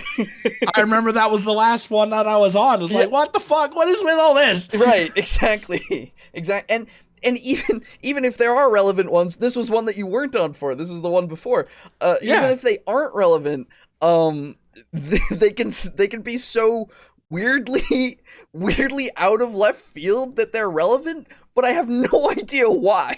Yeah. There was a picture specifically in one of them. There was a picture of a guy with a bunch of like marker and shit all over his face, okay? In the 4E video thing that I covered. Wait, is that the meme? Yeah, it's the meme. That's the meme that was there in our Discord. Yeah, because I saw that picture, the guy with the mark. I fear no man, but that thing, it scares me. Yeah. It's so weird looking. And the point of it being there is to represent Mark. Mark as in like what? Marking a target. Oh! Right, exactly! You wouldn't fucking draw like an X on your forehead or something? Like... or a fucking crosshair? Like anything. But it's because there's marker all over the guy's face. What the fuck? Also, I love the new one that's here. Oh, new one. When Andy comes back from the shop with new toys. Yeah, I saw that. That was very good. I was very happy about that. Shit. But anyway, I was like, what the fuck is this? That's what I said in the fucking stream. I was like, what is this? Why is this here? I can see why that became a meme. Good job, Resident Meme Squad. And like, I think it was Lux who was just like, is it because there's marker on the face? And I was like, oh! Oh my god. Well, we figured it out together. You guys did. Anyway, so... What the fuck? Anyway, this is a whole this is a very long tangent. Diatribe again, just completely like again, nothing against this guy, whatever he wants to do with it. He's probably millions of times more successful than us. Thousands of times more successful than us, okay? So he's doing something that's appealing to people more. Yeah. Doesn't matter to me. We don't matter to him, and our opinion in general doesn't fucking matter. So unless he says he doesn't want us to talk about our videos. No, at that point I'm saying no, absolutely not. Because I said even in that time when I was talking about it, it's not gonna happen again. I'm not doing it again. Because that was for a guy who didn't want to be associated, quote unquote, with us. when it was a positive thing, and I'm like, okay, I guess we just won't. Oh, okay then. That's well. It was because I remember that whole video was us being mostly positive about it. Yeah. And I was like, okay, if you don't want that, that's fine. So we just won't cover him again. That's fine. Yeah. Anyway, enough about that. It's very strange. Let's see. No. Most of the time, video makers you cover make ridiculous statements like video game players can't read, or cut their hands off, or you can go to war for 600 days and only have 6 stories. That's right. Yeah, God. But it's a very banal, boring presentation. Like banal. Banal. Oh, I didn't know Yes. that's how you pronounce that. I'm sorry. Yes. No, you're good. English is my first language, but I also don't know how to say anything. Don't worry, nobody in the South does either. I'm fitting right in. But it's boring presentation. Like, did he even say why we should play Savage Worlds? So overall, he's given us some good reasons as to, well, at least for people who understand TTRPGs and understand Savage Worlds further on. But in general, in the beginning, people who understand TTRPGs might be more interested. Like, I know I am now, but also, like, for brand new people, there's a lot of aspects to this that I don't think will appeal to them and have them go, yeah, sure. Until we get to here, I guess, where they're going to see simple and flexible and then go, those are 2 words that are not the same. Yeah, I mean, honestly, that's a good point. Right? Like, that's the other thing, man. Take the other one off the screen because, like, now, again, we pause it here and it's like, simple, flexible. I'm like, I guess it's so simple that it can be flexible for anything. Okay. Right? Sure. Yeah, I mean, like, that does kind of imply one kind of nullifies the other. Well, kinda, sorta. In a way, it could, I guess. But my overall thing, I think, is you've also said before that it can be very complex, right? Yeah. And I'm like, there are many words that I have gotten to before. No, wait a minute. He rated the complexity as a 4 out of 10. Yes, I remember that. Yes, because you saw it. Yes, he put it on the screen, and that was useful to me. That one I do have like, I would say, yeah, do that because that helps. Now we haven't seen a 0 to 10 on simple and flexible. Maybe we'll get that later on. Right. We do still have about 3 minutes. That's right. No, but like the more depth I think was there if you wanted it is something that he said, which good, but also, you know, it's things conflict a little bit, right, in your brain when you're paying attention to the words on the screen, but also the words that he's saying into your ears. But anyway, diatribe over. Let's get finished. Yay! Over again. And if I ever find myself wanting to run a theme or setting, but I'm unsure what system to use, I usually end up going to Savage Worlds and using some of its source books to craft the game I want in just the way I want. I find that Savage Worlds is easy to just pick up, get a game planned, and play fast. It's quite stylish in how it presents itself with the use of cards for initiative and the terms they use for it, such as bennies and aces, which can lead to a very different feeling than I found. The problem is you never explained what they were. Bennies specifically. You never explain, because you just say the terms they use, and I'm like, what's a Benny still? Like, he explained that they are points, but not any sort of, like, what they do, how you get them. Right, exactly. Like, again, a more in-depth thing I think is just better to do in this case when you want to explain what, like, why people would want to use that system, right? They would want to use the Benny system, right? But that's specifically, I'm like, that's just something that nobody would understand unless you explained it. Yeah. Because I could tell you that the skill system in 7th is really, really cool because it makes you use all of your skills. Right. Are you interested now? Me personally, yes. But that's because I know how TTRPGs work. Exactly. But I could actually go in depth and tell you exactly how it works, and it's even cooler. Right, and then you get into specifics. Yeah, but I won't. Oh, okay. Good. Because I've only got 14 minutes and 52 seconds here. Found in other games. I've used it for a fantasy game, a sci-fi game, a few anime-themed games, a low-powered superhero game, and I've also played the Weird Wars setting and the Deadlands settings on top of this. Every time felt fresh in its own way, with certain mechanical changes or tweaks that suited the setting we played or ran at that time. Sure, yeah. Overall, I find if we're gonna be doing words, put those words there. Each have their own mechanical changes and felt unique. Put those words there, because that's really important. Hammer that home, okay? Yeah. Right? Because if we're gonna be doing the words things, make them words that matter. Because those words mattered of like, these are the settings that I played and used, right? And then again, reinforce everything felt unique. Like that might not be the case for everybody, but for you and trying to make people like interested in playing this, it will make them go, oh, they all felt different and unique. Oh, okay. But simple. But simple but flexible. Don't worry about it. But simple and flexible. Come on, Alejo. Like are you a writer or not? No. Right, exactly. I don't make videos, so I don't know anything. It's fine. Savage Worlds to be one of the most accessible, flexible, and fun games to use. Oh, he said it! Any setting Words not on the screen. I don't know what you mean. I know. Yeah, I have no idea what he said. that you want. Its flexibility really allows it to fit any theme or game type that you want. And that's a large positive with this system. With the system only costing $10 to pick up, and with its availability on Pinnacle's own site and sites like RPG Drive-Thru, making it easy You to mean pick up and Drive-Thru get started with the RPG? game. Yeah, that's Wait a minute. That's just Wait a minute. I gotta find this. Hang on. I gotta look up just to check. That's just a RPG simple Drive-Thru. I think. I just gotta check. That's fine. Is there one that I don't know about? Yeah, no, that's what I'm saying. But yeah, no, it's Drive-Thru RPG.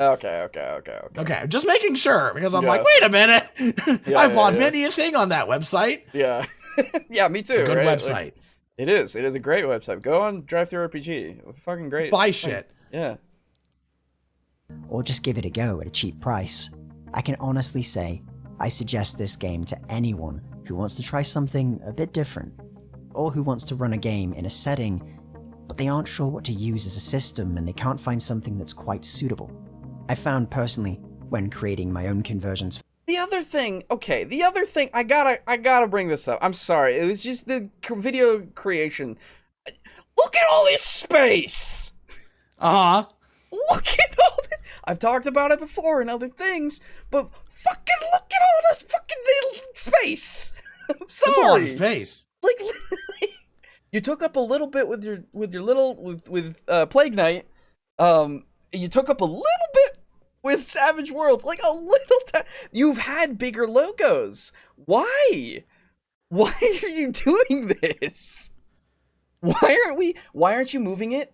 Let's see. It would be like 200 pixels to the left. Enlarge the logo. Have it take up more of the screen. Why? Why are you doing this? Why?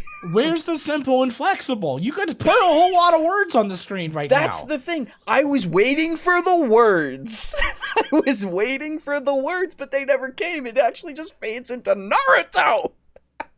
Naruto? Oh, yes, what? That's gonna be the next frame because he's talking about it. I'm sorry. Jeez. We'll get there, but like, I just saw it for a second, and it made me go, "Why are we here? Where's the space? Why don't you just put it under Savage Worlds? I don't know. What are we doing? It's hard. I guys more successful than us. What am I to say? What am I to say? Yeah. You know. Wait, how big is our logo? Oh, it's we actually have it on here twice when I have it on the other screen, so. Okay, we'll make it smaller and make the background white. That's fair. And right look now sort of like parchment or map paper or something. Fair, you know what? Fair. And just have us standing off in the corners. Just like white void. Make our thing even smaller. Put us tiny little dots in the corner. Yep. And just, that's it. All right, yeah, I'll work on that. Okay. Thank you. Bennies are mechanical currency players can use to do additional things in the game, like re-roll dice, recover quicker, soak damage, draw an action card, regain power points, etc. Yeah, okay. Yeah, don't worry. We know what they do. I explained it a little bit earlier on.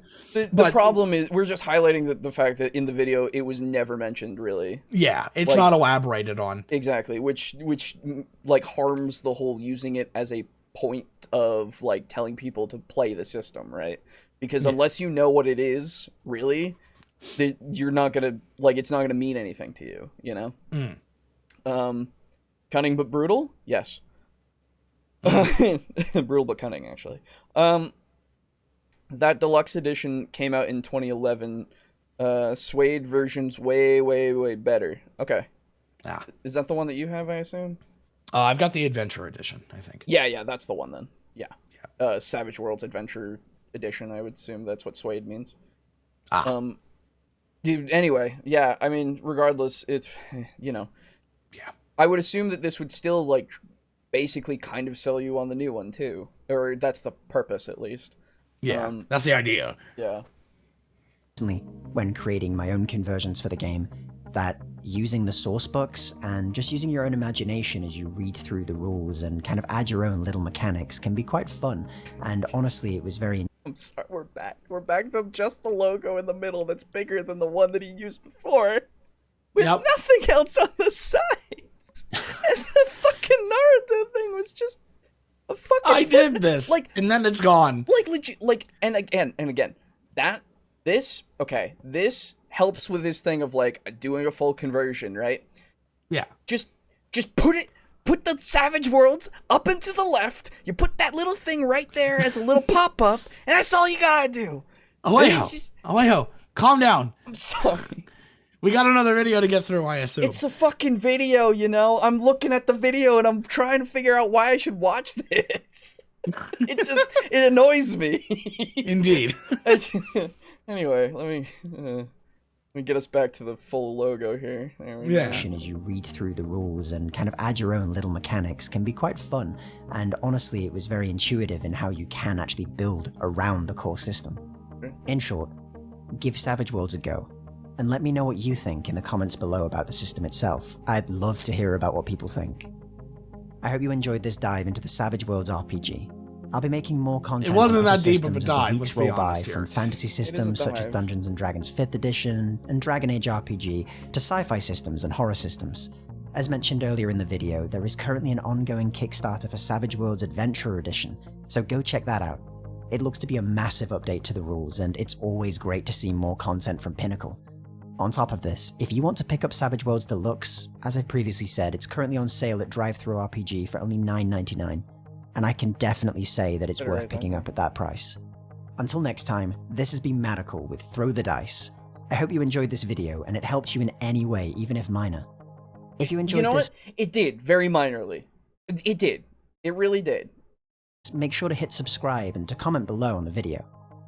I'd love to hear about your own stories in Savage Worlds or what settings you've used. I'm very fascinated to hear more about that. Thank you for watching once again, and I'll see you in the next one.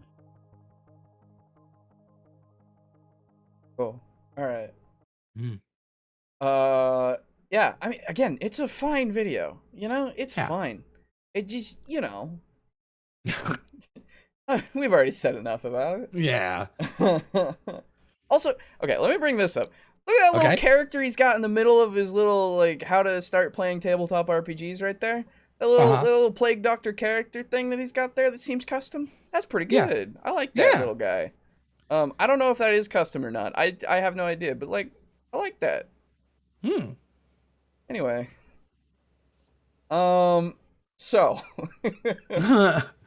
Hey, that's a midpoint.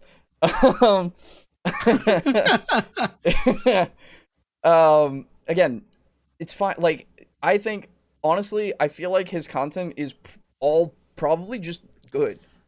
Just from the first impression, probably very good. Go check out, what is it? Hollow Tale. That's the name. Tale. Tale. Yes. Hollow Tale, and see for yourself, make your own opinions. Obviously, you know, we're not We're not doing the whole go comment on him and stuff. No. Just go. Yeah, no. Just go do whatever naturally you would do. Obviously. But be sure to let him know that Pathfinder has more shit than D&D in it. Why?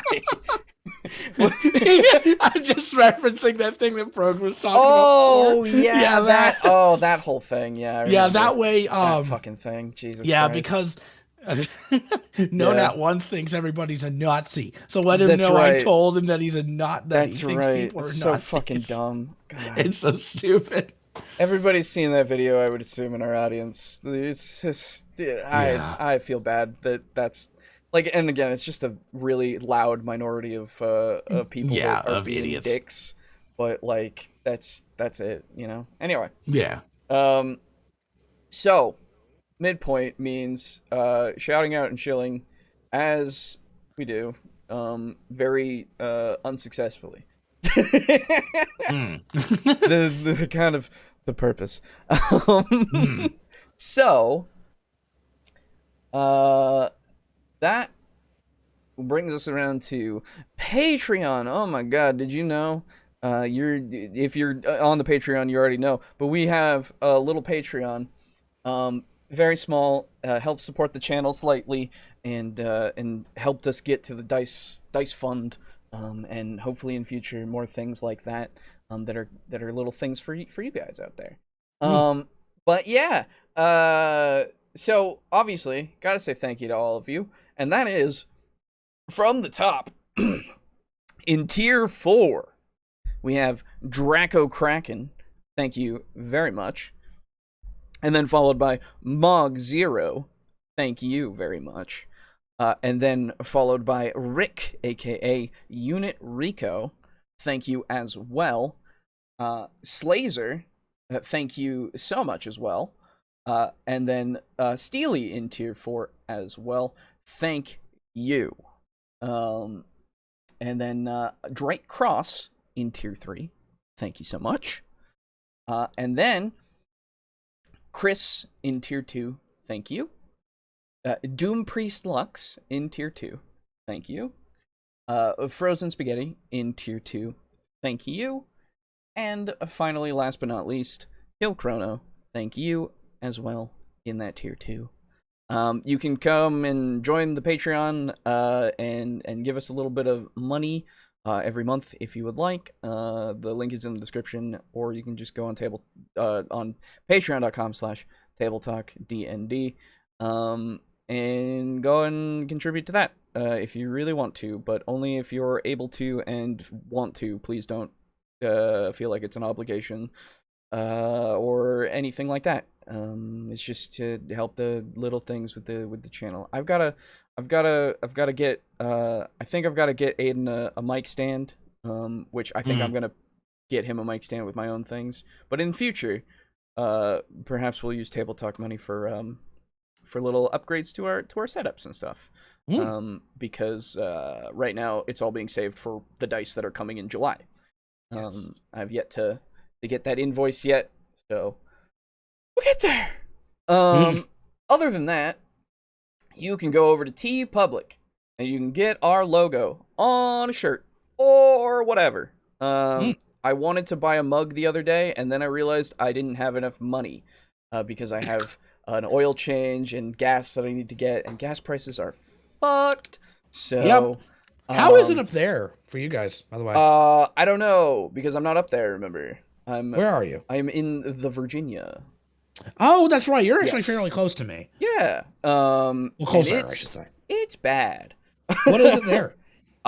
It's like the last time I looked at it, I think it's like $4.55. Yike. Yeah, pretty bad. Yeah. So yeah, and then then I was like, oh yeah, I need to do that, and I need to pay for things, and also I ordered the starter set for Starfinder, so I've got to pay for that. And so I wasn't able to get it, so I can't say that I did, but I'm going to the next time I get paid, because I want to have a mug with our logo on it, because that would be really cool, and also a shirt.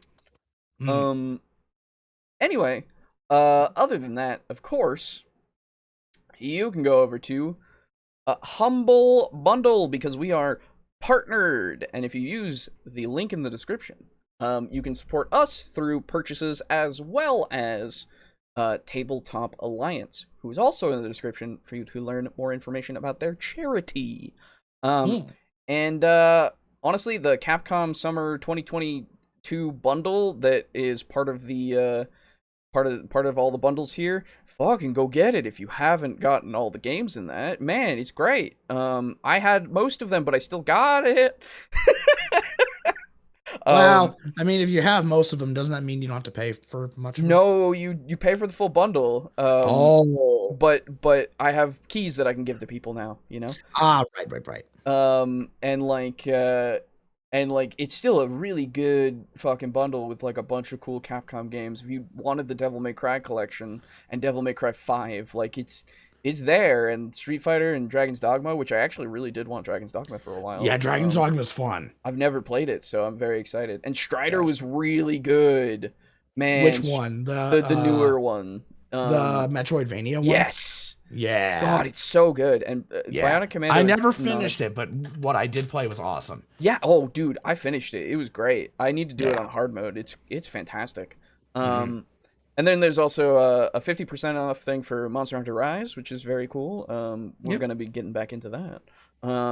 And there's also Monster Hunter World that you can just get, and it's great. So that's my personal recommendation to you from Humble right now, because there's no TTRPG stuff right now. That's okay. That's okay, Greydon. You have Lusty Sword Lesbians. That's true. I do have that. Oh, you do? Have you read through it? I haven't read it yet. No, I keep not having the time because I'm busy. Yeah, but busy millennials. That's right. Yeah. No, I'm the same. And hopefully I can read it a little bit tomorrow, because tomorrow is my day off and I can do some stuff. Yeah.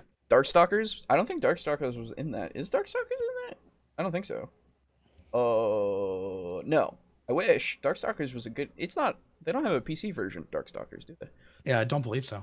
I wish they did. Not that I'm aware of, anyway. Yeah, Darkstalkers was a cool game. Yeah, the only Darkstalkers stuff that I ever see is in like Marvel vs. Capcom and that's fair. The Capcom quote-unquote fighting games. Yes. Yep. Anyway, yeah, so go check out Humble if you haven't yet. Great site. I fucking love this site so much. But yeah, that's why I shill for them. Cuz charity as well. My LFGs has the Sword Lesbian book in stock. Oh, local game store? Nice, dude. That's cool. That's hilarious. Also, hey Izal, just got off work. Well, welcome, Mog. You're here for the Hello. You're here for the second half. Or however fucking long it goes. Yeah. Anyway, so we're gonna be moving on to a second video. The second video hopefully being a little bit more in depth. But you, Boo, you get to choose again between Lancer, Traveler, and Gumshoe.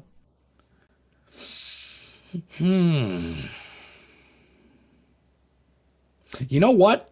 I like Traveler a lot, but I know that you guys don't know anything about it. Don't know anything about it, really. So let's do Traveler, because I know that it's a good game. Right. So whose video is it? This is from Game On. Okay. Don't now, if we want to get a really good one, Seth Skrzykowski's also done a whole series on it. I know. So, well, he had a whole series. That's the thing, which would be way more stuff that you would have to watch multiple parts for.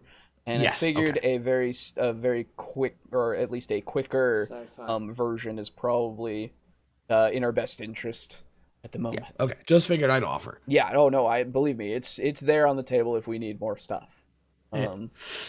But nuts. Oh yeah. I wish Darkstalkers came back. They kind of stopped doing anything with that IP. Yeah, it's just kind of a dead IP. Yeah, it's unfortunate. Oh, they give too many dead IPs and stuff. Yeah.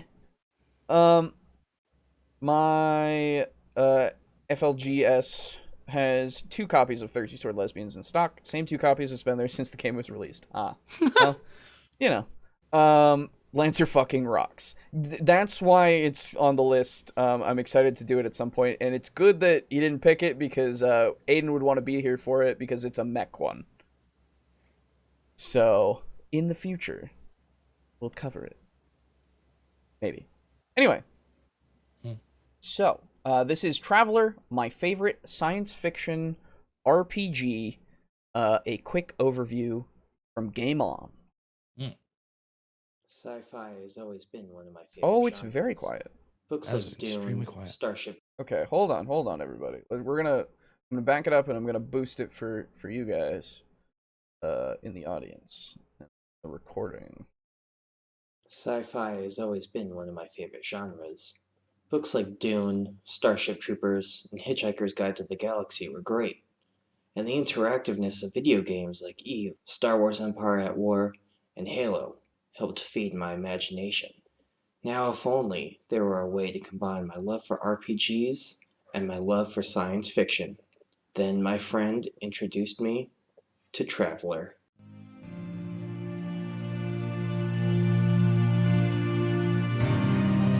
Okay, I'm assuming this is Halo music, so it should be okay. But I will pause it on occasion, just in case. I have no idea. And also, just turned this up like 350%, so I hope this doesn't get too loud. Ow. Sorry. Yeah, turn it down again. Yeah, that's not Halo music. No, that's not Halo. Not as far as I know, anyway. Could be from Reach. Oh, yeah.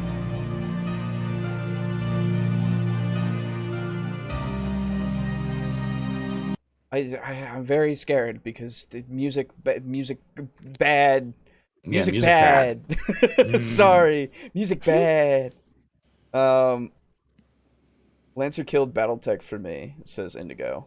Oh, interesting. This feels like it was made in the 60s in a good way. The video or the game? Because probably.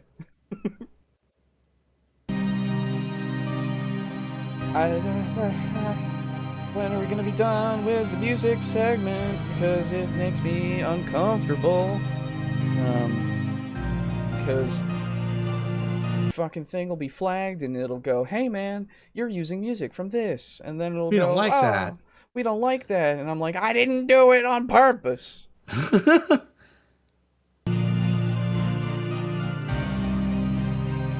then it'll get blocked in certain countries. It'll be great. Oh, man.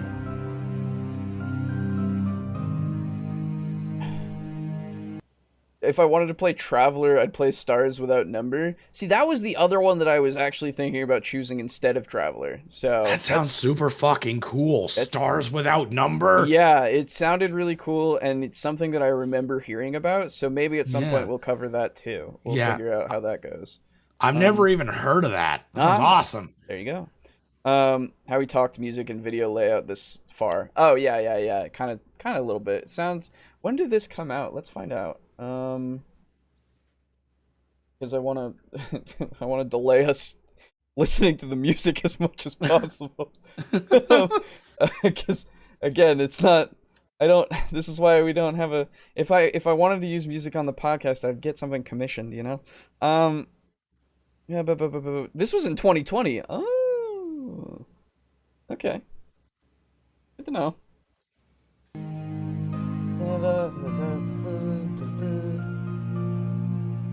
You're just so let me start being the critical. Okay.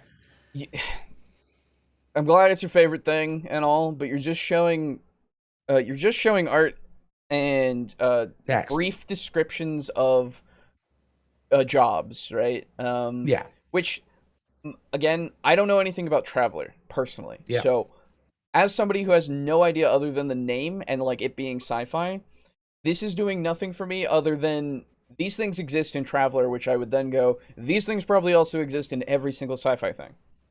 Yeah, pretty much. That's all it's doing. But again, I don't know anything, so I'd like for us to not spend a minute and 30 seconds on nothing, basically. Yeah, you know? that'd be nice. Science fiction in the far future. I've had the luxury of playing the small book traveler version, Mongoose First Edition, and have successfully run Mongoose Second Edition. Okay. This is an overview of the game in total. However, the specifics are tailored to Mongoose Second Edition. Due to the quarantine, I am not in my usual recording spot, so forgive the background noise. Also, forgive some of the less than professional pictures, as I don't have a great setup at my current location. Let's get started on one of my favorite games to play. So this is my core rulebook. If you've seen a pace and realism video, you'll know why I have so many tabs in this book. I don't want to turn anyone away from the game. However, it does have the ability to be a little math intensive, and calculations can be important. Okay. You can take a more freeform approach, but my players were really into the realism, so using real-life physics and calculations is a fun part of the game, in my opinion. Again, you can have more of a freeform and use guesstimations for things like missiles and ranges and all of that. It's up to you, but if you do like calculating ballistics and gravity anomalies and how much power and how long it takes to get to and from places, this is a game for you. Okay.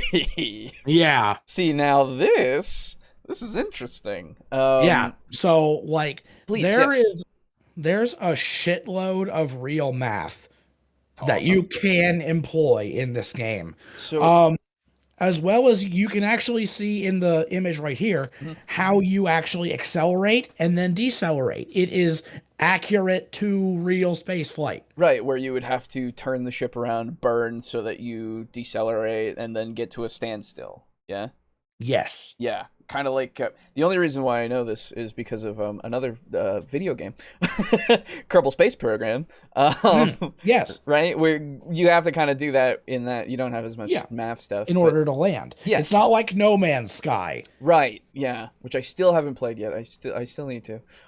It's fun. Yeah. But it's not nearly as realistic to space as like Kerbal Space Program. Exactly. So I guess my question is, since you know more and you're a source here that I can ask, so like if we're calculating in this kind of thing, is it more like we have to figure out like fuel consumption and like the amount of distance it is and how long it would take in that at like our top speed or like all that kind of stuff? It depends on how exactly you are moving, because in Traveler, you have two different kinds of drives for your starships that actually can have them.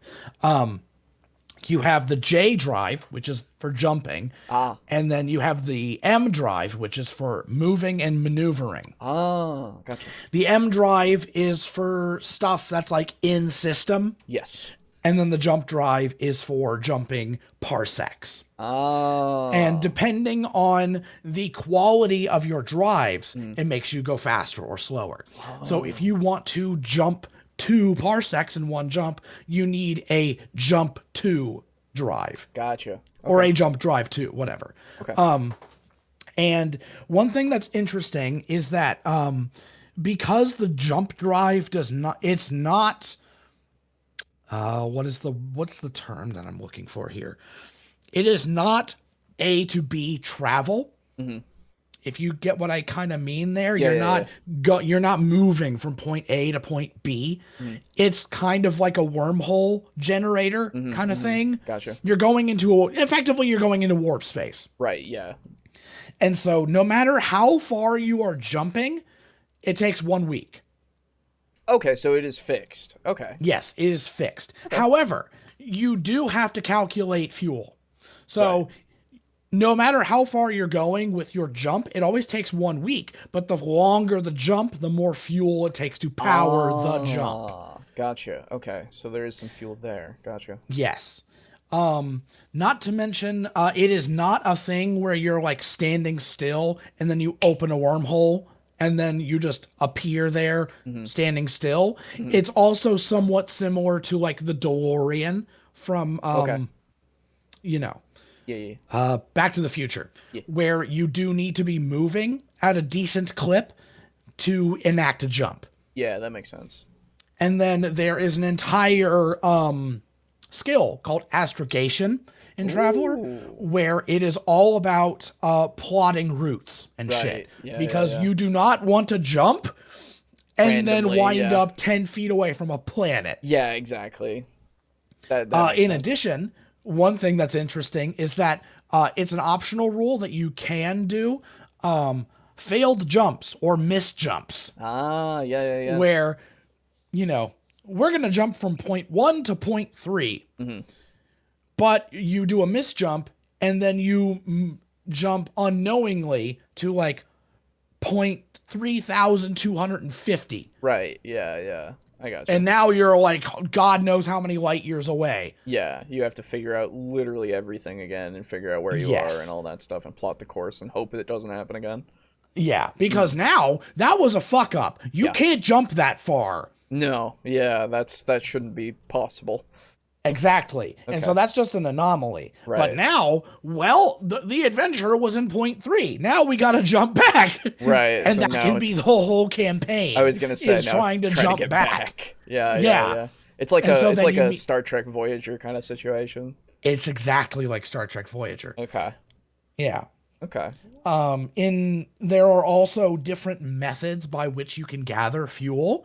Mm-hmm. You can buy fuel that's already refined, or if you have a fuel scoop attached to your ship, you can fly and skim through gas giants. Yeah, okay. And harvest fuel that way. There's lots of really neat shit. Right. Yeah. Okay. All right. Yeah. It's very, very in-depth if you want to go that far. Yeah, and like you said, it does sound like you can just do some skimming of some of the things, right? Like you don't have to... Yeah, absolutely. Okay, yeah, and it still like all functions very well if you don't. Yes. Okay, cool. That's good to know because like otherwise, like the complexity is good to have, right? But as always, it's however complex you want it to be in any game, right? Mm-hmm. And so it's good that everything still functions regardless of if you take out some things, right? Yeah. Let's see. We need delays to delay the inevitable YouTube overlord strikes. Yeah, that's right. Yeah. This guy doesn't need to apologize for the video quality. I like the vibe it gives, especially because of the artwork used. Yeah, I mean, it's all... This is the thing. After... Now that we're past the 1 minute 30 of nothing, we're now at points that actually, like...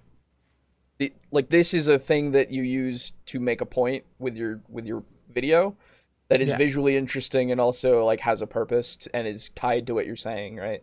So I'm already, like, 100% on board. And technically, like, in that minute 30 as well, like, he had artwork that related to each of the jobs that he was talking about, or, sorry, that he was showing.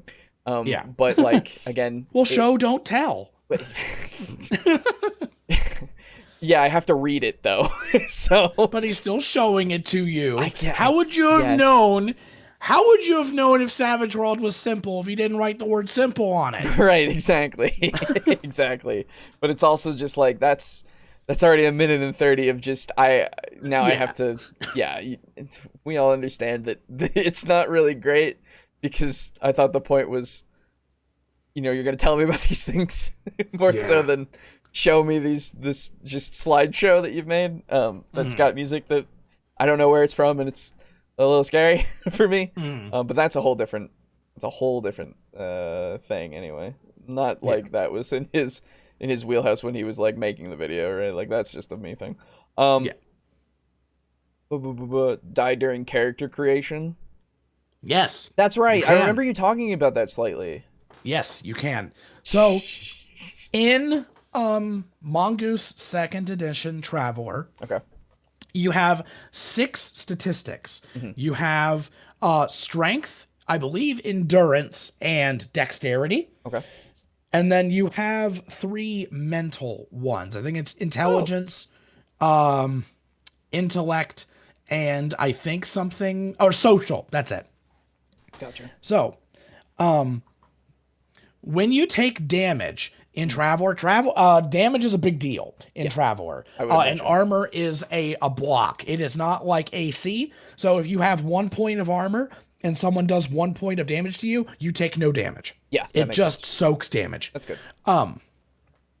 So when you take damage, you start detracting or subtracting. Sorry, you start subtracting the amount of damage that you take from your statistics.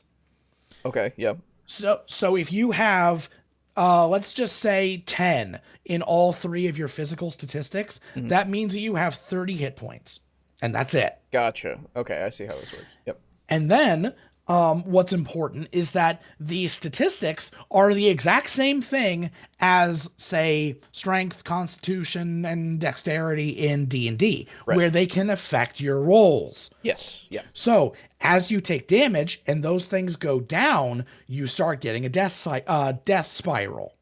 That makes sense, yeah. You're just becoming less and less effective and going to take more damage because you're getting weaker. Yes. And so I believe if 2 of your physical statistics reach 0, you are unconscious. And then if all 3 of them reach it, you're dead. I assume you can get them back? Yes, you can. Okay. There's healing, there's first aid, there's all kinds of shit like that. Drugs. Yes, drugs. Yep. And basically, it's like, this is like sci-fi level healing. Yeah. Where you can just, like, grow back your arm, Pretty much, all that stuff, yeah. Gotcha. Now, what's important to know is that you, when you're rolling your statistics at the beginning of the game, you roll 2d6, and that's it. Okay. So, you can get fucked. Gotcha. Now, you don't roll your stats in order. You just roll 2d6 6 times. Right, yeah. And then you allocate them however you want. Yeah.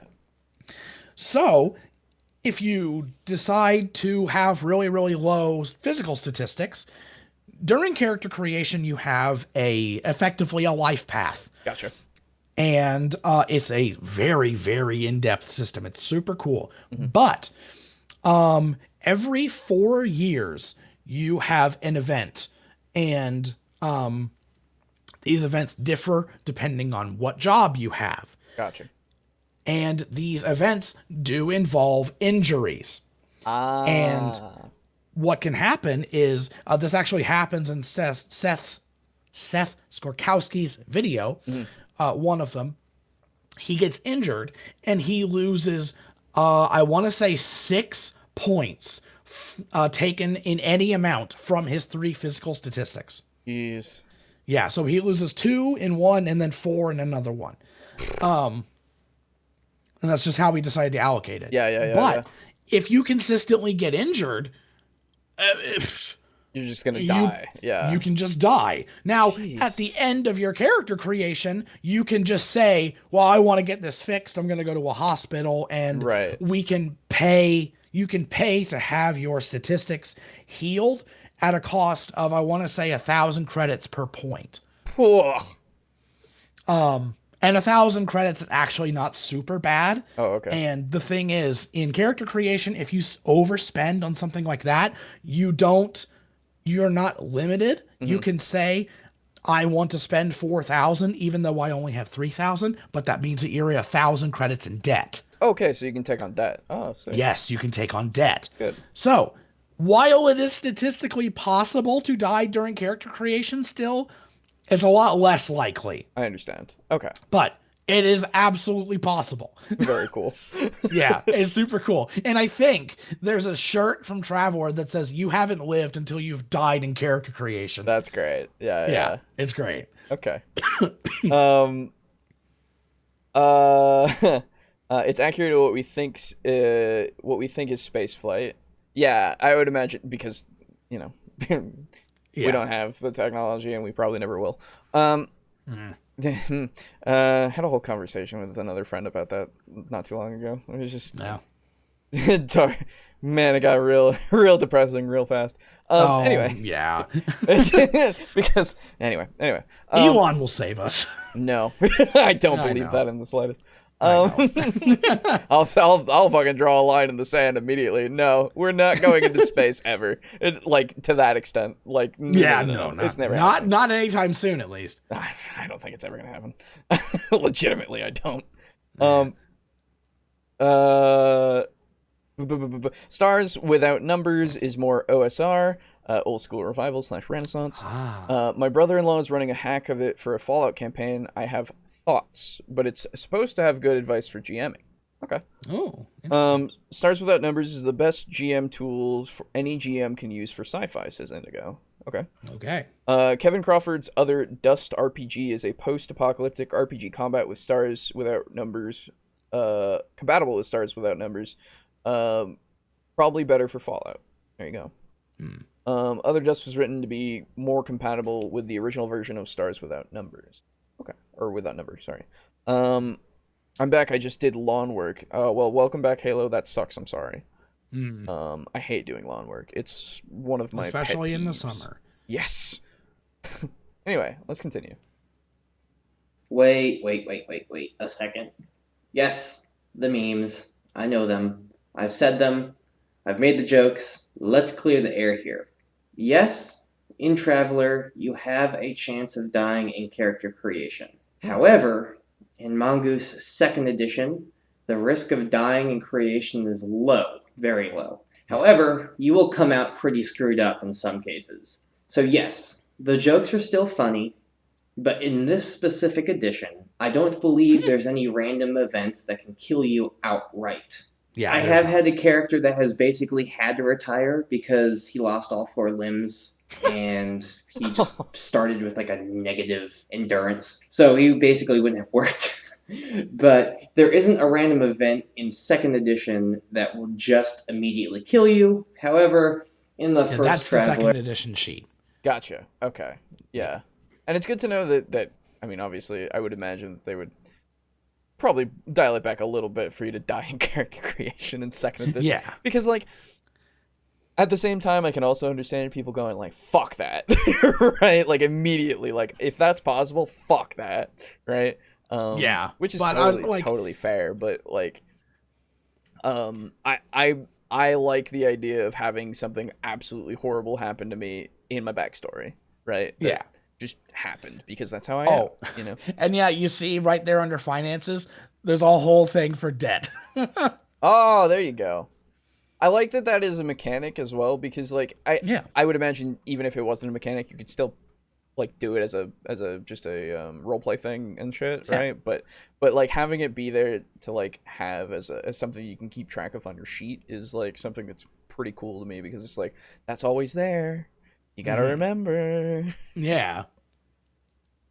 Yeah, it was a little bit easier to die. In Mongoose 1st edition, I don't believe it was as easy to die either. But this does lead me to one of the coolest things about Traveler, and that is the random character creation. Yes. This is not a character creation how-to. This is just a quick overview. There are 3 playable races: humans who tend to stick to the Empire, Vargar, who are fierce and loyal Canaan people who love adventure, and Aslan, more feline in characteristics and are esteemed in royal traditions. You choose which race you wish to be, roll your stats on 2d6 straight down, and start at Adolescence. At Adolescence, you gain everyday important skills, and then the character creation becomes a little bit more random as you choose either a career outright or go to college or the military academy. I like the idea that it just occurred to me that you just basically just play the game of life in the middle of character creation. Pretty much, yeah. Kind of great because what's funny is that you can get into the university and you can flunk out, you can graduate with honors. Oh, dude, that's kind of great. Yeah, it's super cool. And then look, man. Okay, so you see in the military academy, you see event over there on the right hand side. Yes. So up there, you see event and then 2D. Yes. So when you have an event, you roll 2d6. Gotcha. And then whatever you get this. Gotcha. So for 6, a tightly knit clique of groups, you make an ally or D3 allies. That's really you good. gain carouse, which is basically the skill of partying and shit. Yeah. I just saw like for 11 it says war comes and a wide ranging draft is instigated. I'm like, oh Yeah. fuck. You can That either flee and join the sucks. drift. Yeah. It's my super God. cool. That's so interesting. Cause like the thing always about backstories in at least in D&D and such, right? People could make these elaborate backstories and stuff, but you're like starting at like level 1 to 3, or you might be starting at 10 to like whatever later, if depending on the campaign. But with this, you did go through a bunch of things and they all mattered, you know? Yes. Because instead of saying, "Oh, I was the greatest assassin ever," right? I killed so many people, that's crazy. And then you start at level 1, you're just like a guy who's just like, yeah, I did all this in the past, whatever. With this, and then you die to a fucking cat. Right, exactly. Exactly. And with this, you literally, I see graduation benefits, select any 3 service skills and increase them to level 1, increase education by an additional +1. Like, you have all these things because this is what happened to you in your life. Yes. And that's crazy to me that you can just, like, your whole character, you just go through a life. Yeah. And then you start playing the game. And then here's the thing. Like, this is university and the military academy. Yeah. Each one of these things that you choose. So let's say there are several career like categories. Yeah. And and each of those has their own shit.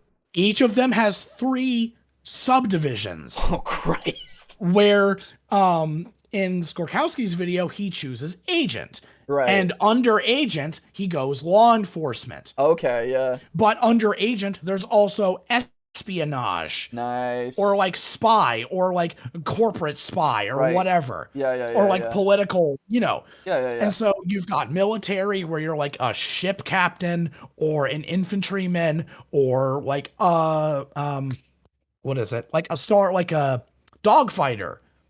Okay. Oh, geez. Yeah. Gotcha. So you have 3 different versions of these kinds of things. That's crazy. And there's like 12. That's fucking insane. It's really good. Like people rant and rave about the cyberpunk life path. This is like a million times better. Yeah, I was gonna say, because like with the cyberpunk one, it just felt like it was missing something.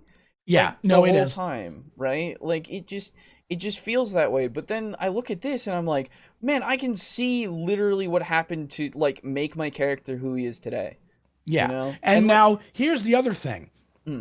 While you are very enthusiastic about this now, a big thing that can come up is say your character dies. And it can be kind of a gigantic pain in the ass to have to go through this over and over and over and over again. Eventually, there are ways to do like a fast and dirty build. Right. If you don't want to go through this. So this is optional. Oh, Jesus Christ. You don't have to go through all this, which is great. True. That is amazing. Wow. It's great. Now, there are definite upsides and downsides. It's the same thing as whether or not you use like standard array versus rolling. Yeah. Rolling will obviously get you statistically higher scores. Yes. But occasionally standard array will wind up being better. Right. More just reliable. Because, yeah. Yeah. Okay. So, even though this is a very in-depth system and it's fucking awesome, if you do get sick of it, you can just do like a base thing and just go. Yeah. Well, it's great. This is the thing that I would this would be like the game that I play on my own when I don't have anyone to play with, where I just create characters. Yeah. Right? And see how they end up. Yeah. And then just like, then I have a bunch of people ready already. But then pretty much. Like, and it's weird that character creation feels like it's its own game. Yeah. Right? In this game, awesome. It absolutely is. Which is awesome to me. Because again, like, oh man. This is why if we ever play a real sci-fi game, this is why I want to play Traveler. Absolutely. Yeah. Looks like I'll be perpetually behind and playing on 2 times speed for a while. Maybe 1.5 times speed will work. Maybe. If you die in character creation, do you just start it over? Yeah. Yes. Basically, yeah. Because he's dead. Yeah, he's a dead man. Yeah. There's no resurrection. What do you mean? Yeah, not in this game. There's no resurrection. But not that sci-fi. It's crazy. That's magic. Now, there are psionics, but... Oh, yeah, fair. But they don't have any sort of resurrection power. Right? Like, that's totally different. Yeah. Careers, some requiring a higher education. You roll for traits and events and choose to muster out or continue. Oh, true. Some of these would require you to be educated or not. Yes. So if you drop out, you just completely can't do some of the... Oh, man. So now you see up here, you see Army at the top left. Yeah, yeah. Moving slightly down and to the right, you see career progress? Yes. Okay. So this is what it is. So you see support, infantry, and cavalry. Yes. These two things are survival. It's kind of hard to read. Mm-hmm. Yeah, I see. That is survival and advancement.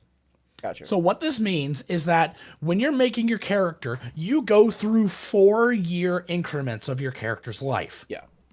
Shit happens, you roll on the events table or the mishap table and stuff like that. Yeah. But every 4 years, you can choose to either quit that job and muster out and go into being a traveler, or you can try to keep going in your career and keep training your shit. But in order to stay in the career, you have to make a die roll.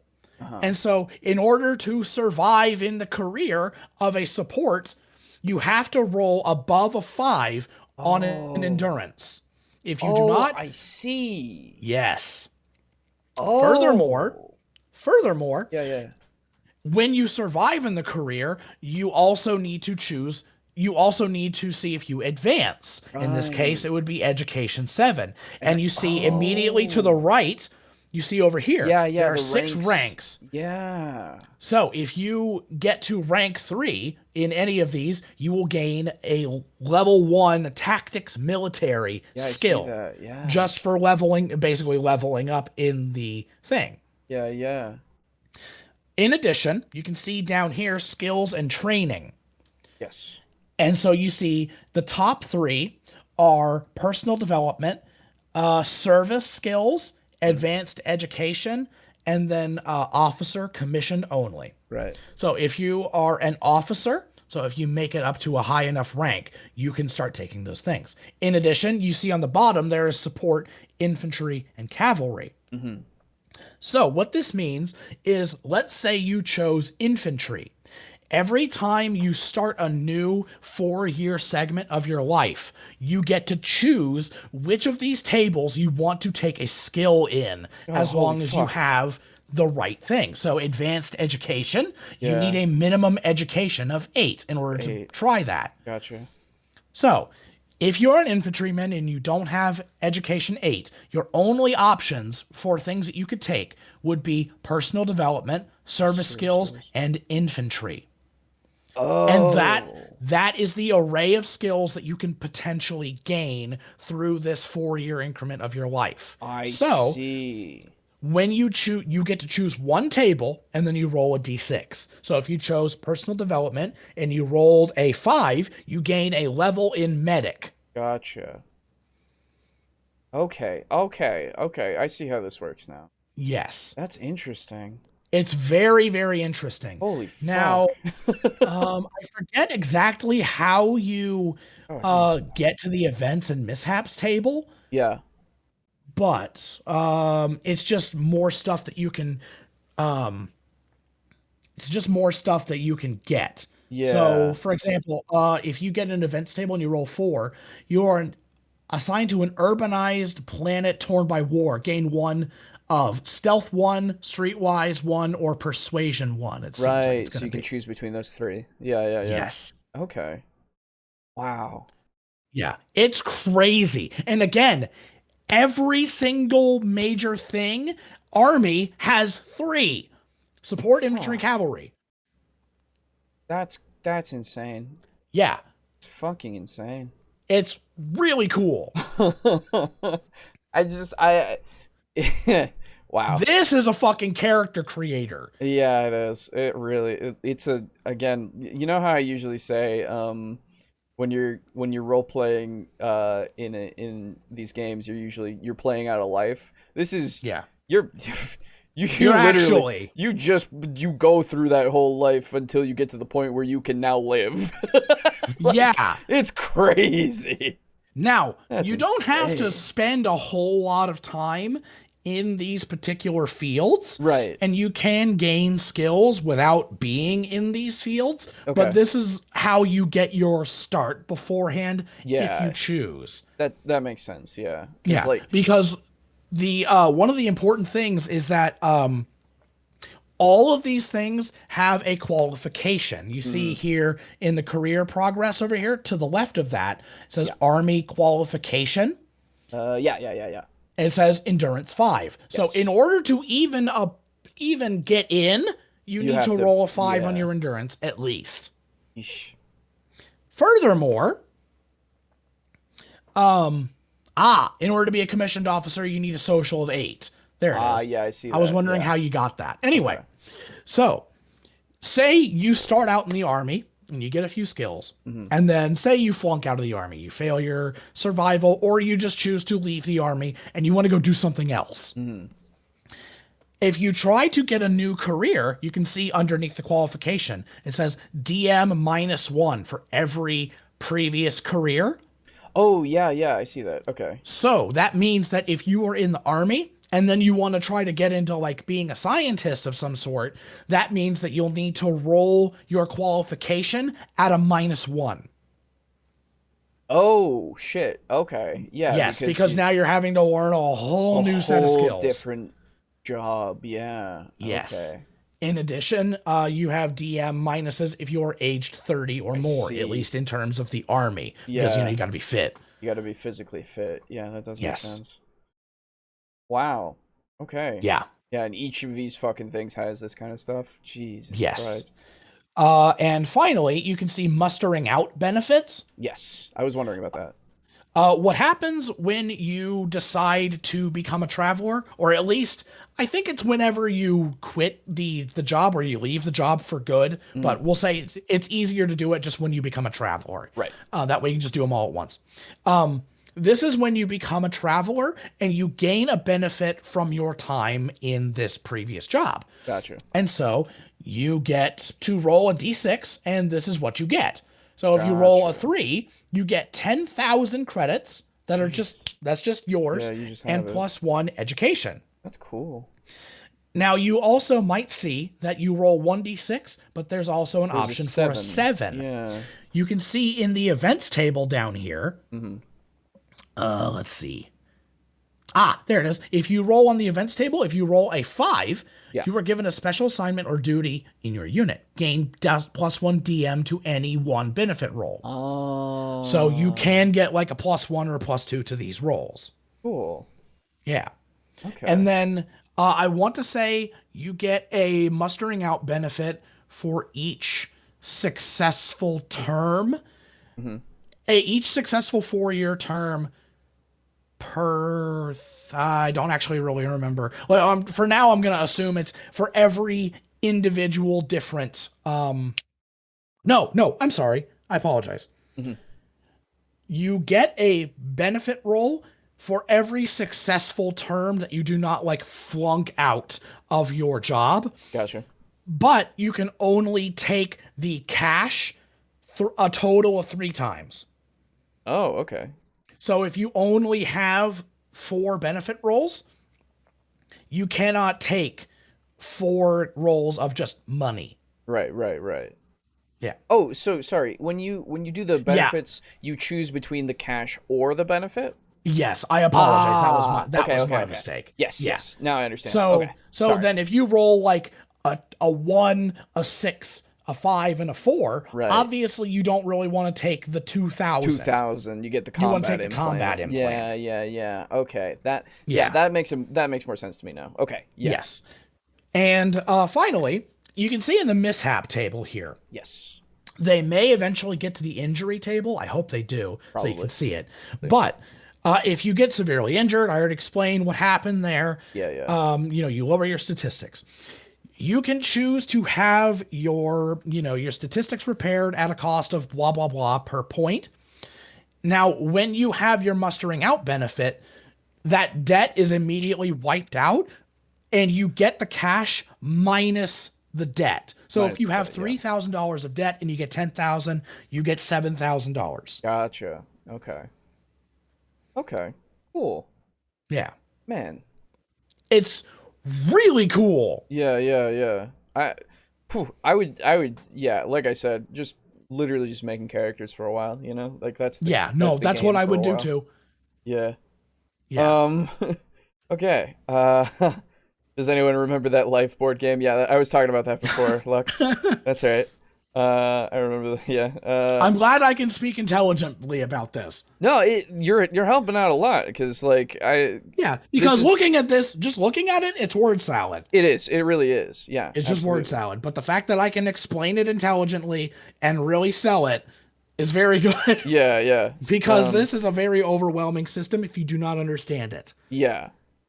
What system is this? Yes, it's Traveler, yeah. Is that the one where you can die at character creation? Yes. Yes, it is.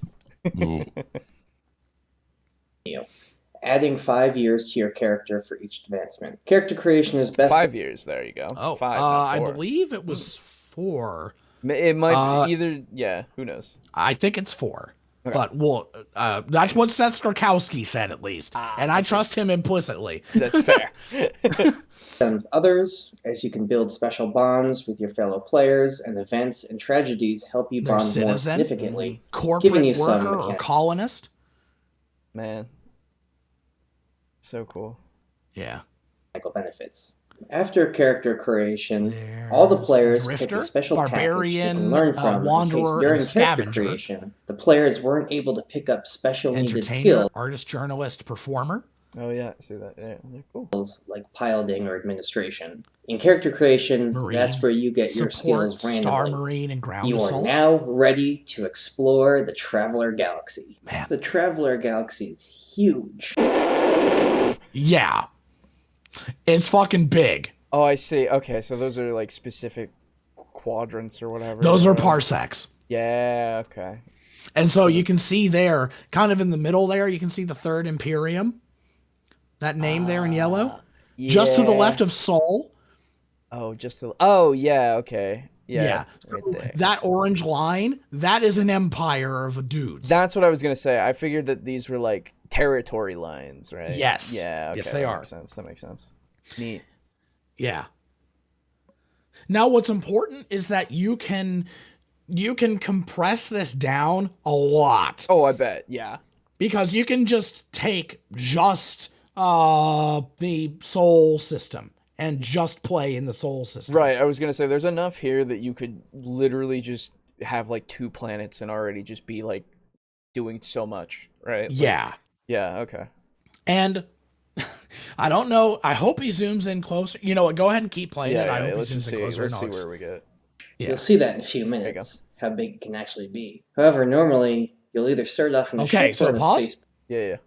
So now, do you see, let's, up and to the left, Meshan. Yes. There. Okay. So, do you see the A4359CFE? Yes.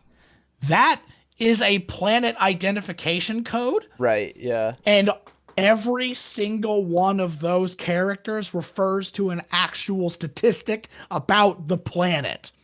Oh, Jesus Christ. Okay. Yeah.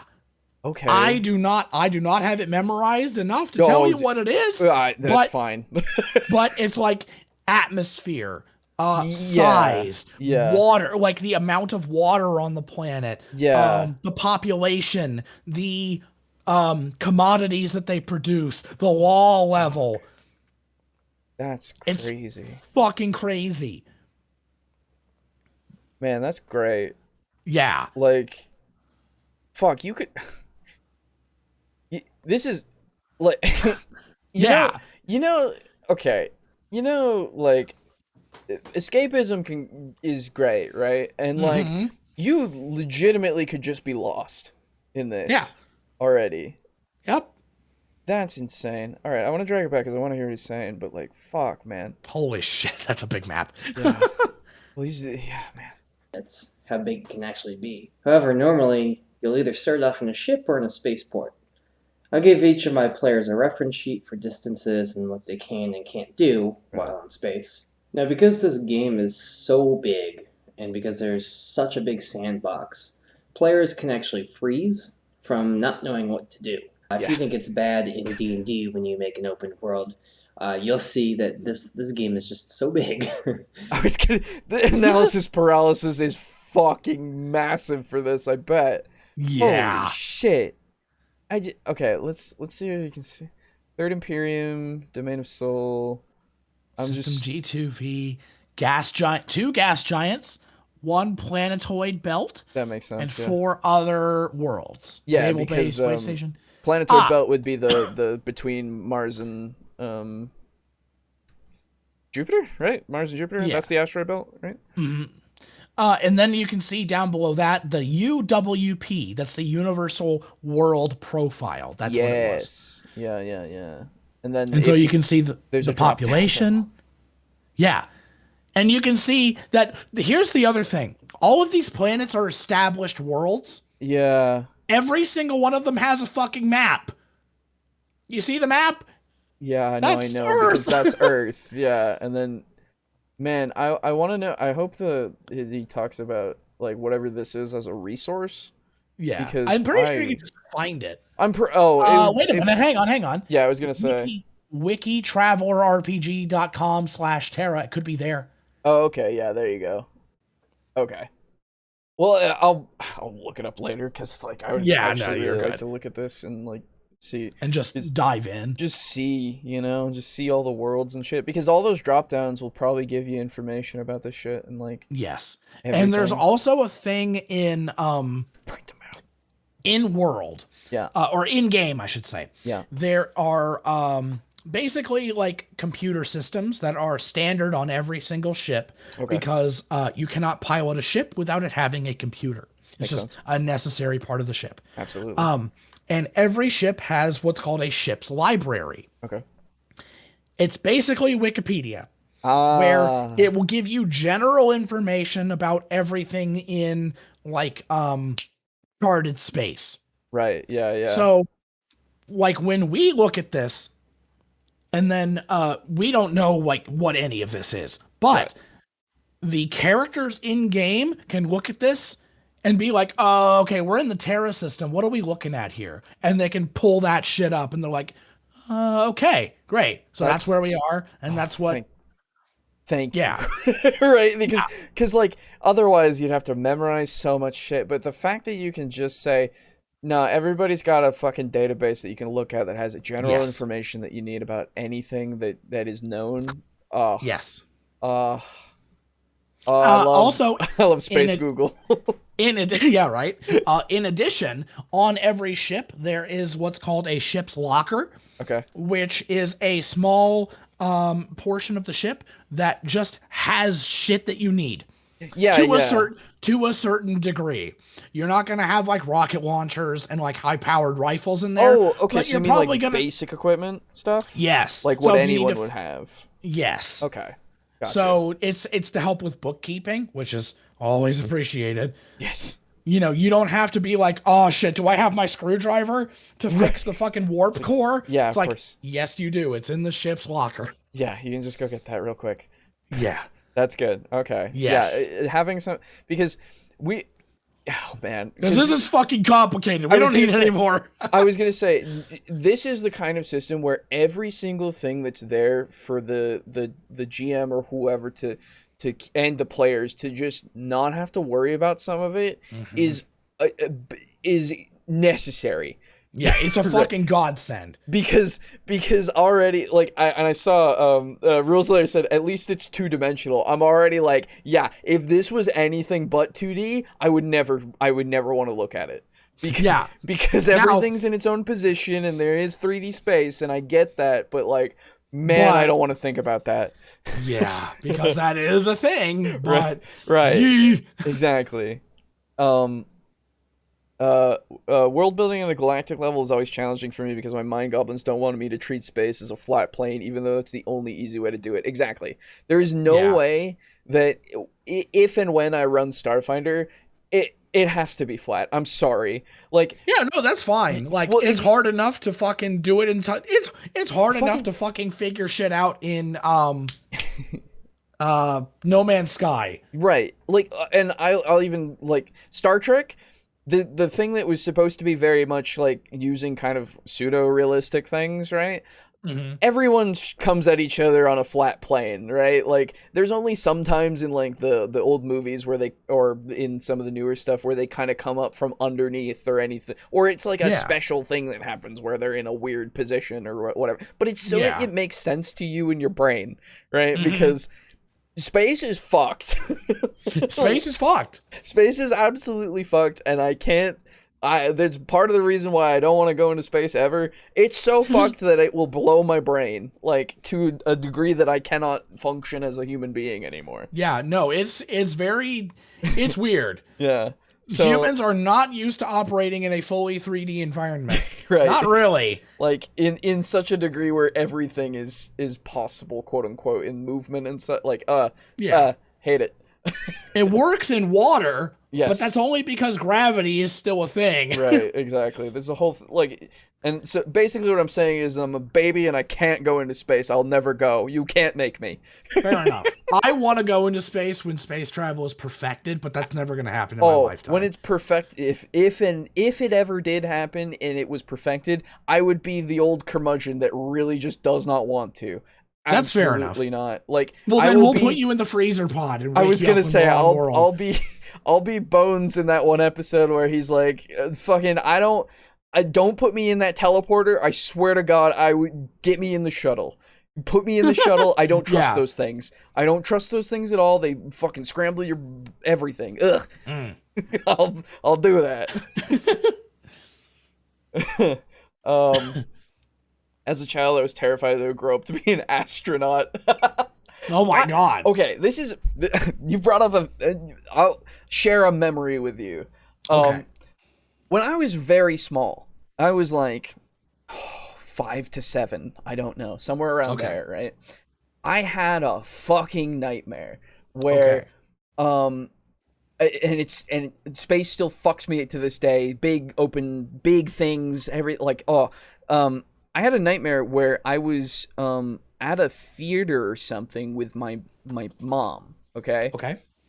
And something happened where people came down from space, like astronauts came down from space, and they were like trying to save people. And they were saving me because we had to get off Earth. This was just, it had to happen. Yeah. And I was watching, like, my mom, like, going away from me, going down, like, as I was going up into space with these astronauts, and, like, she was, like, for some reason she didn't see that I went with them, and also, like, was kind of calling for me, and I got freaked out from that, and then just space, right? Yeah. And I fucking screamed and woke up. It was so much, man. Might I recommend Moons of Madness? It's a great game. I want to play that game. It's really good, dude. Like, legitimately, like, with video games and stuff, I'm fine with space, but except for in VR. I'm less okay with it in VR. I played a little bit of what's this ship that is game? There's there's a game where you're basically just piloting ships, and it might be I can't think of it right now. Is it Pulsar Lost Colony? No, that's fine to me too. That's got enough of, like, the ship feels fine and, like, planets feel fine and such, but in the game that I'm thinking of that I can't remember the name of, and I'll find it later, I had to get more used to it because it's very, very much more realistic, right? And not like a goofy art style or anything like what Pulsar is, which also helps me. But with the more realistic stuff, when I got nearer to a fucking planet or a star, I started to freak out a bit, because then I realized, like, relative to me, how fucking big everything is, because it's fucking space. Yeah. I had to start getting used to that, and then, like, once I started, like, kind of, like, going through a mantra of, like, this is a video game, it's fine, I'm in my chair. Yeah. Right? Because it's a seated game, and you play with a controller, because there's no no VR support. Yeah, exactly. So, like, It's just looking at things and using the menus that way. Yeah. And like, but man, space. It's so cool, but at the same time, I can't. It's fucking scary. It's so bad. Like, and that's why when I lie down and I look at the stars at night, I have to have trees or something to like, to give you that kind of grounding in a way, you know? Yeah. Like, it needs to be there for me to know a point of reference. Yes, a frame of reference. Thank you. It needs to be there so that I don't feel like I'm just gonna float up into. I'm a dwarf, I guess. I'm gonna just float up into the sky or something. There's so much of it, right? Yeah. Even when it's a sunny day, if it's cloudy, I'm better. Because then it's like, oh, the clouds are there. They're in the way. It's great. I'll just go into the clouds. It'll be fine. You know? Yeah. Like, fucking hell. I can't. Like, the sea is okay to me, more so, because it's a big thing, but also, like, and I'm not as much okay with it when I go under it a little bit, because it's like, then it's dark and there are things in there, right? That's what I'm more afraid of, more than the sea itself, right?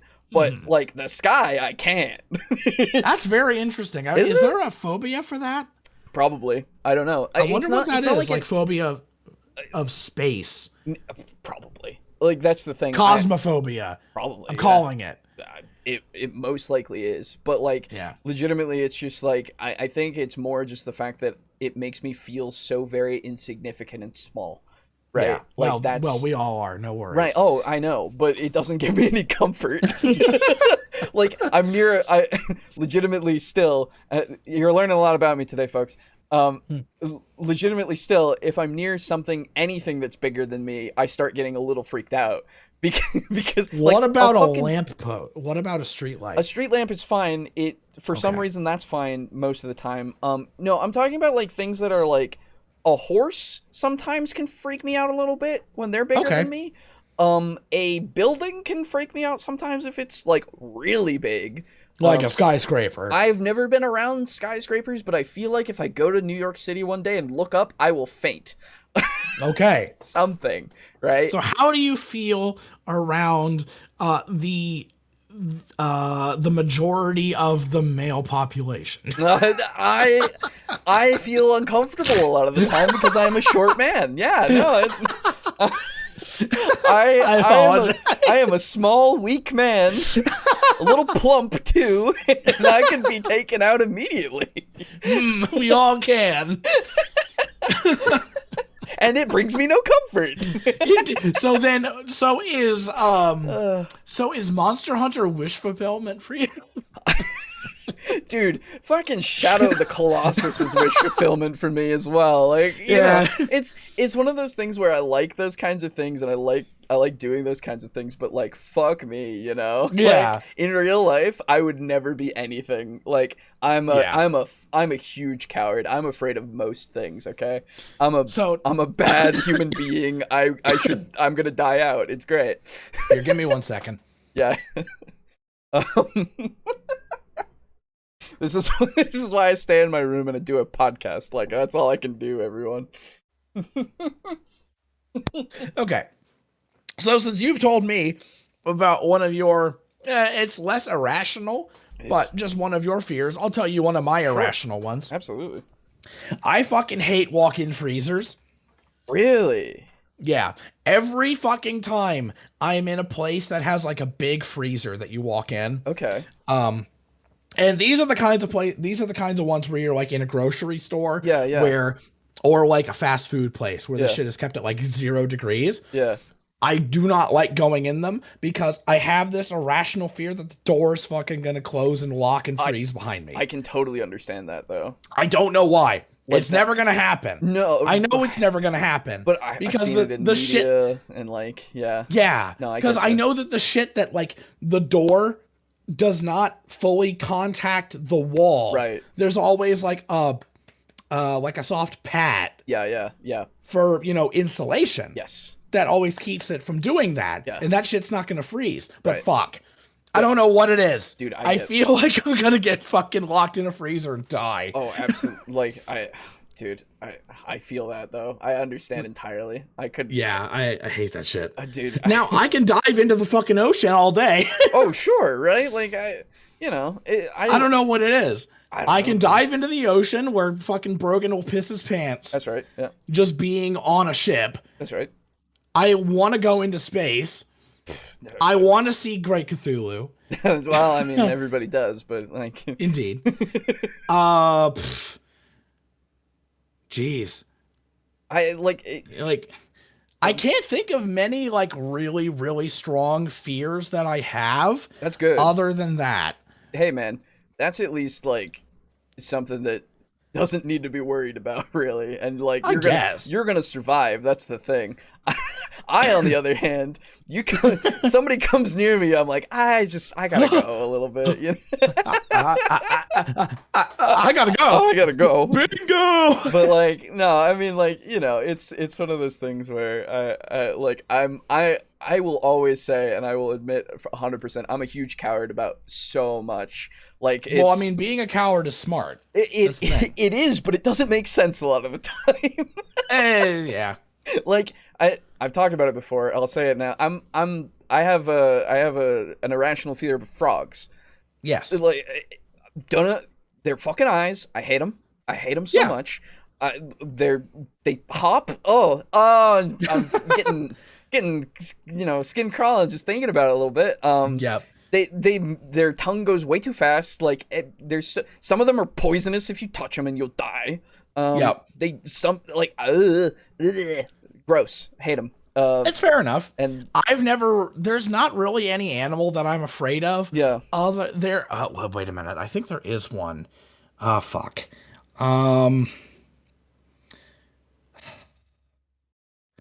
not really afraid of spiders anymore. Okay.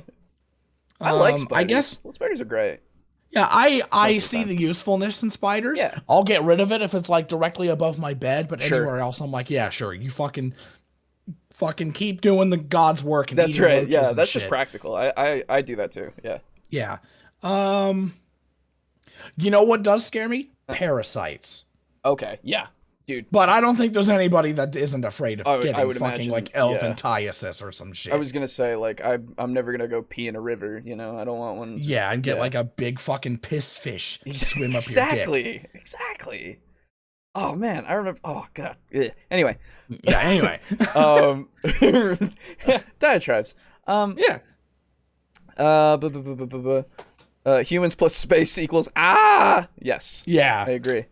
That's why I highly recommend fucking Moons of Madness. It's a fantastic Lovecraftian horror game set on Mars. There you go. That second one of the old Superman movies where the Kryptonians killed the astronauts on the moon really freaked me out. Oh, I don't even remember that. That's the one with the Zod, I guess. Yeah. It's been a long time though since I've seen that scene, I'll be honest. Yeah. Apeirophobia, fear of infinite boundless. Interesting. Apeirophobia. Maybe it's said a different way. APEI? Well, it's probably IE, if I had to guess. I don't know. English is weird sometimes. Indeed. Oddly enough, though, the Alien movies never bothered me. Oh, yeah. Alien's great. I love Alien. Yeah, because it's mostly in the ship. Yes. I think the word astrophobia was said in that Buzz Lightyear movie, the newer one. I don't. Oh jeez. Was that good? I don't know. I didn't pay any attention. I guess I haven't heard anything about it, so it couldn't have been that bad. Yeah, exactly. Or nobody gives a fuck. Yeah. Also, too many sitcoms where someone accidentally gets locked in a room like that. Yep. True. Yeah. And Zod, yes. Okay. Yeah. Anyway, we were talking about Traveler. Yeah, we were talking about UDPs and space and shit. So we were talking about it all being 2D. Yes, exactly. That was how we got to that. Yeah. That people can be like, I don't know what to do. So the rulebook itself is great because it has so many tables. It's literally there to help you randomly generate adventures. Yes, you can go with the pre-written modules, which may be best for newer referees, which is what a GM is called in this game, but my group finds it most fun to create our own adventures through the random rolling of the tables and the context and characters made through character creation, either through their allies or their adversaries. The players will have a ship, probably a small beat-up far trader or other Harrier line like this, but can end up in a bigger cruiser and possibly even pilot like a mercenary or an Empire carrier or troop transport or something huge like a battleship. The ship is crucial as it'll help the players get around this expansive galaxy through jumps. Now, a jump is a faster than light travel. It's the way that Traveler deals with FTL, and they are specified by how far they can jump in 1 week as opposed to how fast. So a jump 1 ship moves 1 parsec in a week,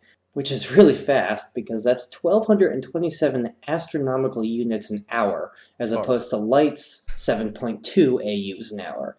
A jump 2 ship does 2 parsecs in 1 7-day jump, so a jump is always going to be 7 days, and calculating it right is very, very important. Just as an aside, the rules for jumping are more detailed in the book, but the astrogation and engine management skills are what are used to help the ship go where the crew actually wants it. You can actually have missed jumps and like land in stars. That's not good. In my game, the Astro Navigator actually had a tablet with this website that you see in the video, link in description. And the player planned their jumps this way. It was really cool to have that sort of prop so the Astrogator could always plan where the crew needed to be. And the website that you see played the ship's astrocomputer, so the player could look up if there was a gas giant or fueling depot to keep themselves fueled for their jumps. I'll have the map a little more in the background so you can get an idea of how big the galaxy is. So that's charted space. Holy fuck.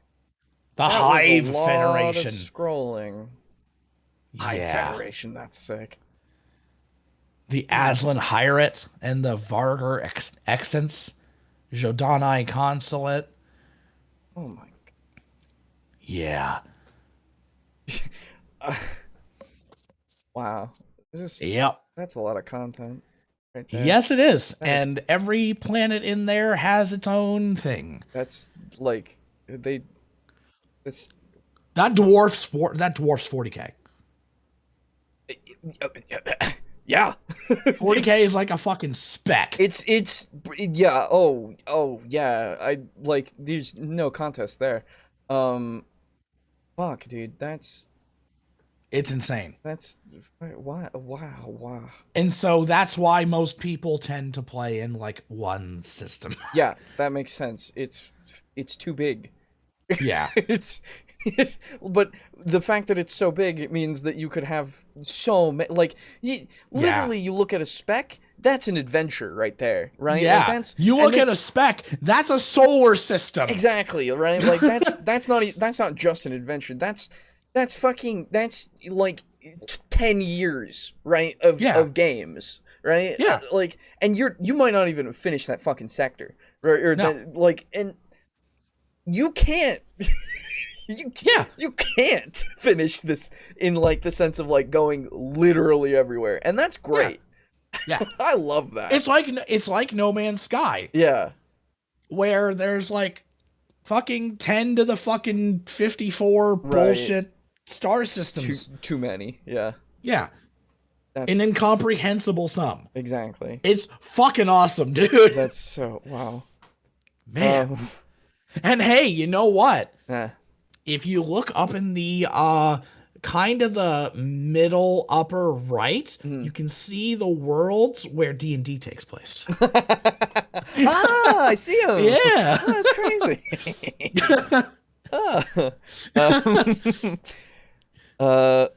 Lightyear is awesome. Then again, I'm biased. Okay. The first 10 minutes is freaking amazing. Gotcha. The new one, Buzz Lightyear, it was alright, but just okay, probably describes it. It plays with time dilation, but I'm not sure how accurate the science is on it. I mean, it's a Toy Story movie. I imagine it doesn't need to be all that accurate. I think it's no, isn't it? It's like the Star Command thing, right? Did you watch do you know the old cartoon Buzz Lightyear Star Command?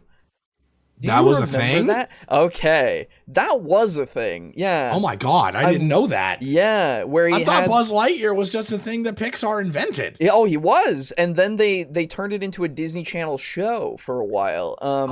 Where he had like 3 like main like character like side characters that were with him. That like, one was a female Star Command Ranger, one was a bigger like brutish kind of character, I think. So George from Reach. Basically, yeah. But he's like an alien, like a different alien, not like a human. And so that I think there was a lizard-looking guy from Mass Effect. Yes, he's oh fuck. Why would I not? I always remember Garrus. Why do I not remember? Fuck. Because I'm thinking of Steve Bloom, who's Grunt, but that's the other one. Why can't I think of? Oh my god. Oh, I love those games. Those are great. Yeah. I don't know the name. I just know the look. Anyway. Yeah, I understand. I know who it is, but I can't remember his name right now. Fuck me. Yeah. Don't worry, the comments will get you. Yeah, it's fine. I'm a fake fan. Yeah, okay. Oh, he zoomed out. Yeah. So big. A lot. Yes. If you like Buzz Lightyear already, it would probably be good to see. Fair enough. Let's play in this pixel. Exactly. Yes. Yeah. Yes, that cartoon basically impossible to find. Yeah, the old cartoon was what I liked. I liked it too when I was a kid. I don't remember it too much now. Isn't that Buzz Lightyear show non-streamable at all? Is it not? Did they get rid of it? That sucks. That was like that sounds like Disney to me. Fair, yeah. Nope. Describe him. Oh, the wow. Why do I not remember the name of the race even? Krogans?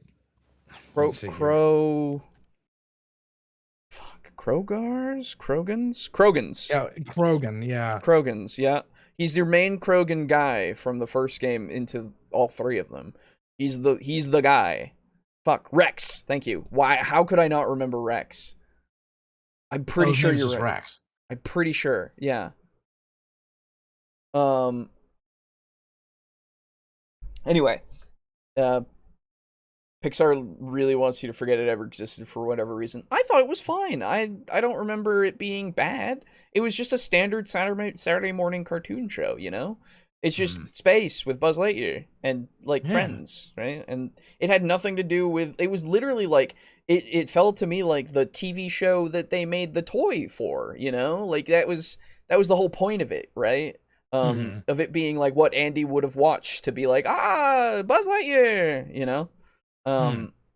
So it kind of served that purpose, but also it was fine for like a kid, you know? I don't know. Maybe as things they want to retcon and remove from canon. Oh, probably it's Disney. Yeah, they love doing that. Yeah. Anyway, they hate their own continuity for whatever reason. Fucking, because it's so hard to do any work. Anyway, I've talked about it to death. I can talk about it more though. Anyway. Yeah, yeah. Every dot is a parsec, and with at least one system or planet in the parsec, if not multiple. There are some systems in there with no dots. Those are just blank parsecs.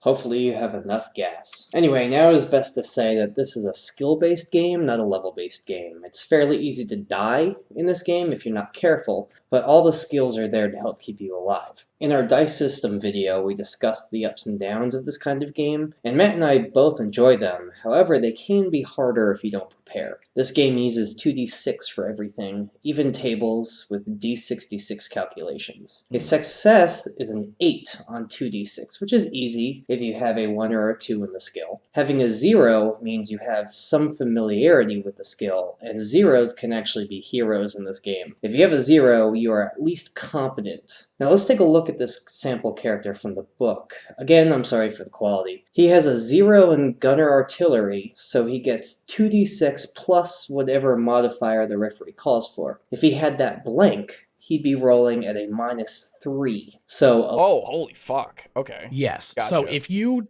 attempt to use a skill that you are completely untrained in, you have a -3. However, there is a unique skill in, and I don't actually see it on this sheet, which is weird, called Jack of all trades. Oh, I see it. Right in the middle, kind of under. Oh, yeah, there it is. Yeah. Okay. I thought it was up off to the somewhere else. But Jack of all trades is a very rare skill that you can only get during character creation. Oh. And what it does is for every level in Jack of all trades that you have, you reduce the penalty for an untrained skill. Oh. And Jack of all trades maxes out at 3. Gotcha. So if you That's have cool. 3 in Jack of all trades, it means that you can roll any skill without a penalty. Nice. Okay. Yeah. And I mean, I appreciate that they have the penalty there because obviously, right? Yeah. You're doing something. You're trying to use a you've never computer done without before. any computer knowledge. Yeah. Obviously, you're going to be shitty at it. Exactly. Right. Cool. Here we go. These were the characters. Yeah. Mira Nova, blue alien woman who can phase through solid objects. I do remember. Okay. Yes. Booster, the big strong alien, right? And then XR, the wisecracking robot. There you go. That was the crew. And then you had Buzz, who was the hero guy, right? I found the movie that started the show. I found the movie that started the show on DVD, but the only way to have the show is a very legitimate not copy from some guy on eBay. Oh man. There's probably other ways on the high seas. Let's be fair. Yeah. Unless nobody preserved it, in which case I would go, what? How? Yeah. But it's possible. It could have been before the establishment of real piracy on the high seas. Right, exactly. At that point, anyway. Yeah, could be. There was also an energy vampire who fed on robots and turned them into robo-zombies who showed up as an occasional recurring enemy. Oh, yeah. That's kind of cool. Yeah. And then, of course, they had Zurg, obviously. Is it Zurg or Zorg? Zurg, I believe, right? Copyright. Fuck. Is it? Was it Zorg? Man, it's been so long since I've watched Toy Story, I'll be honest. Yeah. That was a good movie. It was a good movie. Toy Story 2, Toy Story 3. Those are good. Yeah, they're all good. Which is kind of surprising that you have a trilogy of good movies. Yeah, and then they ruined it. Yep. With 4. Anyway! We're just going to let that go. Here we go. Oh. 11 or higher on 2d6 is needed just to pass. So building a crew missing crucial skills is very dangerous. This character shouldn't even try being a medic during combat, as he'd probably hurt or kill his fellow crewmen even more. But he makes a heck of a pilot with a 3 in pilot small craft. So when Matt was talking about skill-based games being tougher than level-based, this is really what we mean. There's so many skills, and trying to make sure that your crew is competent in a lot of them can be tricky, especially with random character creation. That's why the skill package... Here's the thing. Something that's very important, and that the game has rules for it in the book. Hiring people. Yeah, okay. I was going to say. Yeah, if you have a group of, say, 3 people, and you have a ship that needs, 4 people to pilot it safely, you can hire them, and they will have a salary. Yeah, okay, that makes sense. So if you have someone who's good at astrogation, someone who's good at sensors, and someone who's good at gunnery, but you don't have a good pilot, hire a pilot. Yeah. If you don't have anybody who's good in medicine, hire a medic or a ship's doctor or whatever. You can absolutely do that. Man, that makes so much sense. I assume he'll talk about it, I hope, but probably. Yeah, hopefully. Why wouldn't? Yeah, that I don't know why I didn't even think of that at all. Yeah, this is one of the strongest sandbox games I've ever seen. It's perfect. It's ridiculous. This is perfect for me because it's all the work's already done and I can already just do whatever I want to do with it, Yeah. And it's literally so much like to my specification of the players can do whatever the fuck they want and they make the story happen because there's already so much here that you could just fucking do. Right? Yeah. So I wouldn't even want to try to write for this game. No. God, no. No. There's enough here that I'm pretty sure I don't need to write anything more. Yeah, because here's the other thing. half of the backstory, like with rivals and allies, Yeah. there's your enemies right there. Exactly. If you make an ally or a rival and say you want to do a campaign where you do nothing but speculative fucking trading because there's in-depth rules for that. That's right. There you go. You can have one of your rivals. It's like, well, all we had was a name before, but hey, now looks like this guy happens to be the owner operator of a competing fucking mercantile core. Absolutely. And so now you have like a whole merchant marine campaign, which is fucking sweet. That's so cool. Ugh, man. Yeah. Emperor Zurg spelled with a U, so no copyright. Oh, okay. Yeah. Okay. No yeah, the mouse is very protective of IP. Yes. Yeah. So. Oh yeah. Oh no. Don't worry. I know. Okay. Also, Lux says also Disney lawyers versus Blizzard lawyers. Who wins? Oh, Disney every time. Yeah. It's a problem. I don't. At this point, it's less Disney lawyers, more Disney judges. Mug says Nintendo. No, Disney beats them too. Yeah, no. Disney beats everybody. Yeah, it's like the universe card. The fact that they can just do some fucking bullshit and make copyright law get fucked to make it so that they keep Mickey Mouse for well over the amount of time that they should. Yeah. At the very least, nobody gives a fuck about Mickey Mouse. Dude, if they lost it though, it would be such a blow that would actually be good. You know? I know. But what I mean is, like, nobody's clamoring to fucking make cartoons about Mickey Mouse. Nobody gives a shit about writing a story about Mickey Mouse. Star Wars is the problem. Well, but like, I really think though that if Mickey Mouse actually gets into the public domain like he should be already, like, we would have some interesting stuff. Probably, yeah. You know, like, and I feel like there probably is that passion there because, like, having such a innocent quote unquote mascot, right? Mm-hmm. Where we're already doing like parodies of him being a fucking sociopath and shit, right? Like when the one where he's in Vietnam. Right, yes, exactly, right? Like, that shit is so interesting. Yeah. But like, I feel like that would be something that would be like so much more prevalent because it would be safe. And like, people want to like, it's a weird word to use. Creativity. Well, it's a weird word to use, but I'll use it. Like, they want to corrupt that innocence. Oh, absolutely. Right? And like completely Rule 34 and turn it. Well, no, what I mean is turn it on its head and make it into what it really can represent.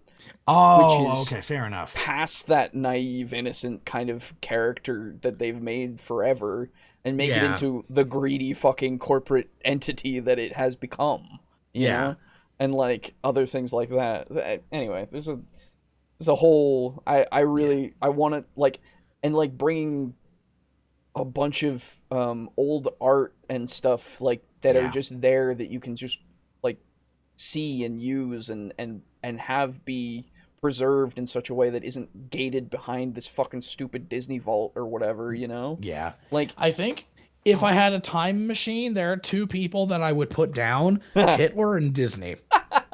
Like, actually. No, see, Disney himself wasn't the problem. No, it was. He was the one that had the copyright law instituted. Oh, did he specifically do that? He did it specifically. Oh, damn. Okay. Now, here's the thing. I would probably let him establish Disney Pictures and all that, because Disney is an important part of American history and a lot of people's childhoods. But put him down before he does that. A lot of things. Yeah. Like, but I'd put him down before he fucked up copyright law. Yeah, I mean, I would fucking just get it overturned, because that's insane. Good luck. I know, but like, legitimately, that's just, it's so, like, because I think the creative side of him and all that stuff is so much more important than the one thing, right? Yeah. Like, I know it fucks everything in the future, but like, man, like that, like the vision and such, right? That's why I'm saying I'll let him do what he did. I get it. And then stop the fucking like, oh, this is ours forever. Sure. And copyright is fucked forever now. Yeah. That's crazy. Yeah. The House of Mouse. That and probably Stalin too. Stalin's a shit. That's fair, you know? But the House of Mouse would eat Blizzard's lunch and breakfast, then want you to bring dinner and snacks. That's right, yeah. Yeah. You remember... Sorry, I'm going on another old cartoon tangent really quick. Remember the old cartoon of the House of Mouse where it was Mickey in a nightclub that he owned, that they would show like old cartoons as like showings and stuff for like all of the Disney characters that would just come and hang out at this club called the House of that sounds awesome. Dude, it was so sick. It had its own little plot lines and stuff that were happening in the showroom. Because, Pete would come by and be like, I'm gonna buy out the House of Mouse and own it, right? And then they would have to try to stop him and stuff. And yeah, Pete was a bastard. But then they would also have to continue putting on the show and trying to make it so that everything was working out and stuff. So that it was still looking fine. And every now and again, you'd have your personal stories of Goofy's fucking up today, a lot more than usual, you know? And and it was so, oh man, I miss old media from that era, that old cartoons and stuff. Yeah. Speaking of that, one of the things that I found recently on YouTube, there's not a whole lot of them, and I'm so sad about it. Okay. It is Looney Tunes out of context. Ah, very good. Yep. And one of them cracks me the fuck up because it was one of the ones from one of the Looney Tunes shorts from World War II era. Oh, is it the Donald one? No, it's not. Well, there is that one. There's that one. That one's funny as fuck. Yeah. Well, one of them is it's a bunch of ducks, and they're all yelling "Heil Hitler, Heil Hitler, That's Heil right. Hitler." That's right. Yeah. And then there's a black duck that says "Heil Hitler, I'm from South Germany." Oh, it's great. No. Anyway, that one's really fucking funny. So bad. I know. But my favorite one is it's this short little clip of Hitler, Looney Tunes Hitler chasing somebody through a hallway with a knife. And the person that he's chasing whips around and turns around and whips out a big fuck off Stalin mask. And then Hitler runs face first into it and does the best fucking scream ever. Oh man. It's amazing. I'll have to find that shit. Yeah. I'll find it and show it to you after the podcast. Okay. Man, times sure have changed, huh? I know. You either die here or live long enough for a ghost from the future to come back in time and kill you. That's right, yeah. Can you imagine everything Mr. Disney would have done if someone didn't go back in time to assassinate him? That's right. I would let him do it. As if they haven't already, yeah. Yeah. Yes, I do remember that for the House of Mouse, yeah. House of Mouse was great. Yeah, dude, House of Mouse was great. I was a child and I would get up in the morning and then watch the House of Mouse. Oh, you found it? That's another really good one. Oh my god. All right, let's finish this out. Yeah, let's finish this so I can show you the shit. At the end comes in super handy. But don't worry, the game gives you awesome equipment to keep you alive. Guns, emergency drugs, portable computers, and even cryopods to freeze your dying friends. The game gives you the ability to customize your weapons too. Maybe add a grenade launcher and a smart sight to your advanced combat rifle. Or maybe add a jetpack to that fancy battle armor. Or maybe a body augmentation, a chip that lets you hack into enemy computers so that you can fry their stealth while trying to attack them with your pirate ship. But don't forget space combat. Oh, that's the best part. You have to open that airlock to vent out the fire just outside the low berth. But power management is down to give the pilot some more maneuverability, meaning you can't immediately close an opened airlock. Opening the airlocks may kill the physician in the medbay working on that unconscious NPC you just rescued. The captain sees her crew. So, I just want to point out the fact that he's doing the thing where he's doing this slideshow, but it's relevant. Yes, he's talking about it and showing images and text that reinforces the argument. So take out the fucking minute and a half in the beginning. Anyway.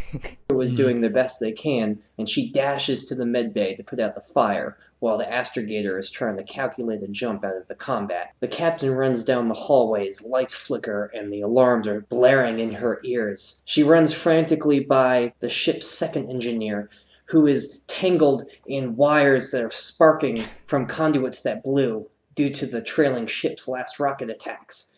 It's filled with smoke. What will the captain do? Die, apparently. Yeah, exactly.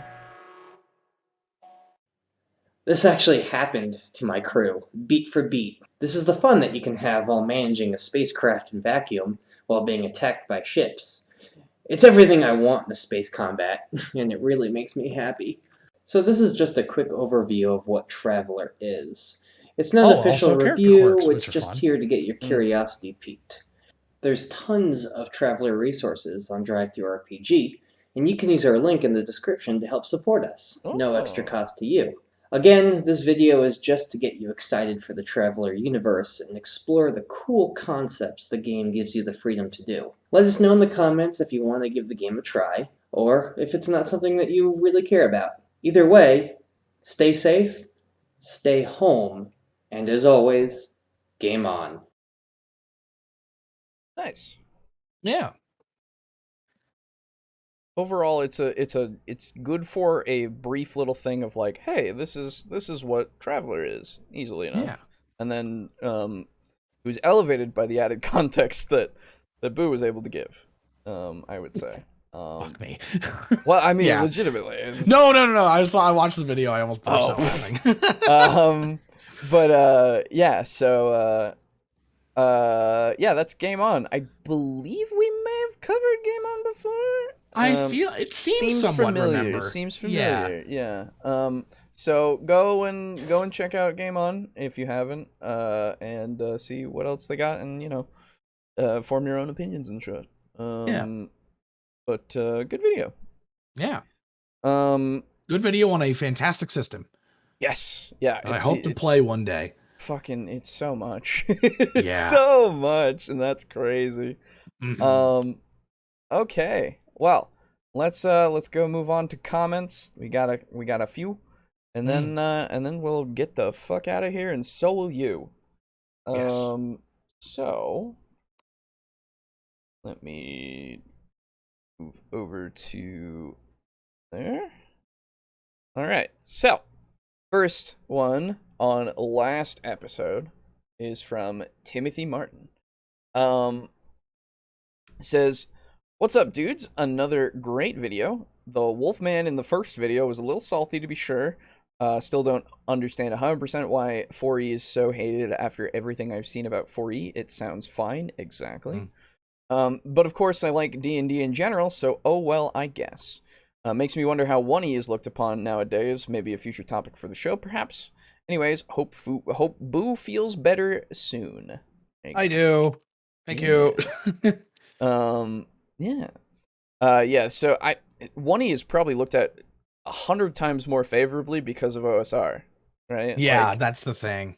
Like it just is, and that's fine, But I will continue to do my crusade against these things that are just like 4E is the worst because it is, and I'm like, what do you mean? Anyway. Also on that video, we've got Unit Rico saying, "Oof, that illness sounds rough. Get well soon, Boo." Yep. Thank you.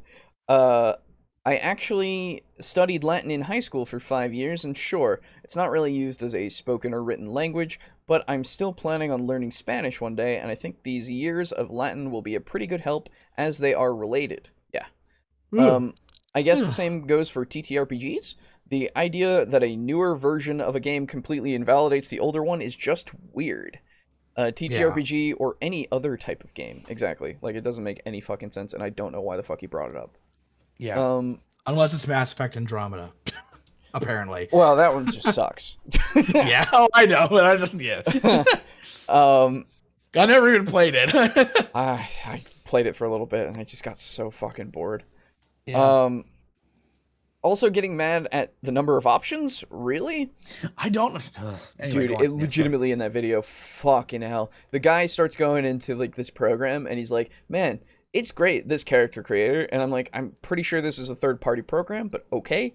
Yeah. And so he starts going into, and he's just like, man, this is like one of the good things about 4E. And I'm like, okay.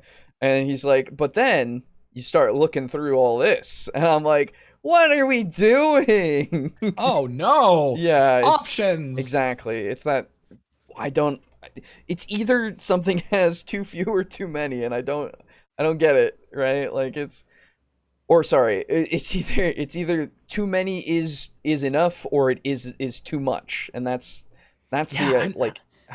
Imagine if they looked at the Traveler character creator. I know. They would die. Legitimately, like when he was talking about 4E, I legitimately we were talking about 3.5. Like, look at fucking 3.5 and how many fucking much material was put out for that shit. You know? Yeah. And that's not even counting the third party shit. Yeah. Anyway. Look, I get analysis paralysis exists. I really do. Hell, I've changed the next miniature army I'm going to collect about 50 times by now. But honestly, with regards to TTRPGs, I've often found that the more options there are available, the easier and more fun it is to try and realize my dumbass ideas into the system.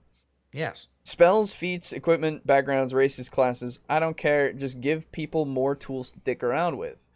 If you don't want to go through all the options and just stick with a smaller subset, that's perfectly fine, but naming it as a downside of the system just reeks of laziness. Exactly. The skill challenges kind of remind me of a 5e campaign I'm currently in, where we're playing the Strixhaven University thingy, which has been a blast so far. Cool. In order to prepare for exams, you need to do some studying, which you can do in pretty much any way you like. You basically do a skill check, which, if you pass, rewards you with a reroll on a skill check for the exam. Now you can, of course, just gather the entire party, grab a few books, and do a study session, but our last exam was an owlbear physiology, excuse me. Ooh. So, of course, my TRVE KVLT Death Metal Goliath Bard Trove Kivlet, is this? I don't know. I have no idea. Decided to do the metal thing and go out into the wilds and live like an owlbear for a few days, succeeding on his survival check. Love it when systems/campaigns allow players to play to the strengths of their characters and come up with creative solutions to their problems. I think I prepared for another exam by writing song lyrics about the subject rolling performance. Nice. There you go. Full health and doing it all over again sounds kind of tedious, in fairness. It's mechanically the same to just double the health, which appears to be the case for 4E, and giving the new toys at half health. I'd say the main difference is in how you narrate it. Sure, you could say the monster is getting bloodier, the more tired, and eventually goes down before it magically comes to life again and powers up, but you can narrate the same mechanic by just saying it suddenly, i.e. at half health, but your players don't know that, gets angrier and starts punching harder. Yeah. I mean, it's just how you do it. And like we said, or like we've touched before, 4E has the health issue with some of the monsters, and that is a known issue, and it's fair. You know? What is the health issue? Where some monsters just have way too much health. Oh, yeah, absolutely. Which is absolutely fair as a criticism, and was like the only fair thing the guy said. Yeah. Anyway, also on that video we have Lux. I don't have much to say about 4E that wasn't already said. For the first video, it sounds like that Wolf's DM was to blame for the bad experience more than anything. Checking the comment section, I saw him saying that his group tried playing without a defender and it didn't go well. That tells me the DM was hammering the party with overly difficult encounters and failing to tone things down after seeing the party struggle to stay alive. I'm all for letting players fail, but you don't need to go the whole campaign with them hanging on to life by a thread. In fact, that's actually a bad thing to do. Yeah. Also, if you notice that a system encourages teamwork to solve problems, and you then proceed to not communicate with your team, I don't know what to say to that. Yeah. Yeah. Honestly, wolves should be better about communication than this. Operating in a pack is kind of their whole thing. The guy was a wolf, basically. Yeah. So yeah. Anyway, That's fucking weird. Whatever. I looked in my PHP and confirmed. Clerics in 3.5 choose 2 domains. For reference, this is stated on page 32 under deity domains and domain spells, third paragraph. Google also told me that 5e clerics only choose 1 domain, but I still haven't picked up 5e. Okay, yeah. I couldn't remember about that being the case in 3.5 because again, I didn't play a lot of clerics. To pursue a tangent that was starting to come up in the chat at the very end of the video, I never really considered healer in 3.5 to be a very viable role, tactically speaking. Most of the time, healing is not a very efficient use of a spell in combat. Healing in combat should be treated as the oh shit button, something you only do if a character is going to drop unless they get more HP immediately. But when you're in that situation, something has already gone wrong. It's going to happen sometimes, but you need to do what you can to avoid it. And this isn't to say that there aren't possible situations where the best thing you can do is just keep healing someone every round. That's not generally what happens. My only concern, of course, is just the slight metagamey aspect that can become. In the sense of, like, you know, really paying attention to numbers more so than what's going on in the combat itself, which is why I usually when I'm doing a game, when I'm playing, I'm like, how do they look? You know, I don't ask for health. I really don't want to. I just want to see if they're breathing heavy, you know, they're like starting to shake in their sword arm, you know, like things to show me that they're having a bad time. Yeah. You know? I'm usually, I am similar, but I'm usually a bit more blunt with it. Right. Where I'm like, how dead do they, you know, like how do they look damaged? Does it look like we've hurt this motherfucker at all? You know, that kind of thing. Right. And just a little bit more pointed towards, you know, how much damage have we done? Exactly. And like, for some things, I'll definitely go along with like doing the numbers thing, because sometimes it's just funny where you just go, out of 57, I'm at a 3. Yeah, like scale of 1 to 122, I'm at like a 10. Like, sometimes that's just really funny. Yeah. But yeah, so it's just that's just the one concern that I have, obviously, just because it can be the case for some people that happens where they just go, what's your health at? And then the other person's just like, oh, I'm at like 2, you know, and it's like, oh, okay, well. And the other thing that I'll do occasionally, I do it usually when I'm playing with Brogan, is I'll just in the middle of combat, you know, we're probably like an hour and a half in to the session, you know, we've been in combat for maybe about like 40 minutes or so. And, you know, we're all doing our shit, you know, we're playing normal. And then all of a sudden I'll be like, okay, so how much health do they have? And I'll just see if I can just get that out of him occasionally. I've never gotten him. I've never gotten him. He's been very good about avoiding it. But one day I'll get him. Catch him in a slip up. Yeah, because one day it's going to be like, oh, he's got like 20. Fuck. That'd be great. That'd be funny. Anyway. What a Divine Caster in 3.5 actually needs to be doing with their time is casting buffs, debuffs, and whatever else they can to keep their allies from receiving damage in the first place. Even using a basic attack is better than healing someone who is still holding up okay, even if they're a bit injured. You don't need to keep your allies topped up on HP, and you will use up all your spells for the day if you try. Cure spells can only be useful offensively against certain undead enemies if you didn't bring the right weapon to bypass their damage resistance, though. And yeah, I mean, like, the healer quote-unquote role is said, but usually it just means support, you know? At least that's how I view it, which is why I don't usually say I'm like the healer. I say I'm the support, you know? Because, like you said, like, healing isn't something that you're doing unless it's the end of the fight or they really fucking need it at that moment, you know? Anyway. Someone could take this information and conclude that healing in 3.5 is bad. But no, that's not a bad take. Healing in 3.5 is not intended to sustain a party in combat. There isn't supposed to be a heal bot, Combat in 3.5 is a race to destroy the enemy faster than they can destroy you. Healing spells are for that hopefully rare emergency and also for cutting the recovery time after a combat encounter from multiple weeks down to a day or two. Theoretically, most cure spells should be cast when the party is safe, at home, or in a camp, not staring into the face of the enemy. But yeah, especially in 3.5 because you can get hit when you're casting. 3.5 may not be Call of Cthulhu, but combat in it is more deadly than someone might expect if they come from 5e. Yes.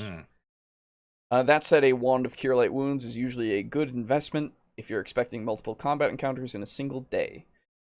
It's still not great to use in combat, but it has enough charges to be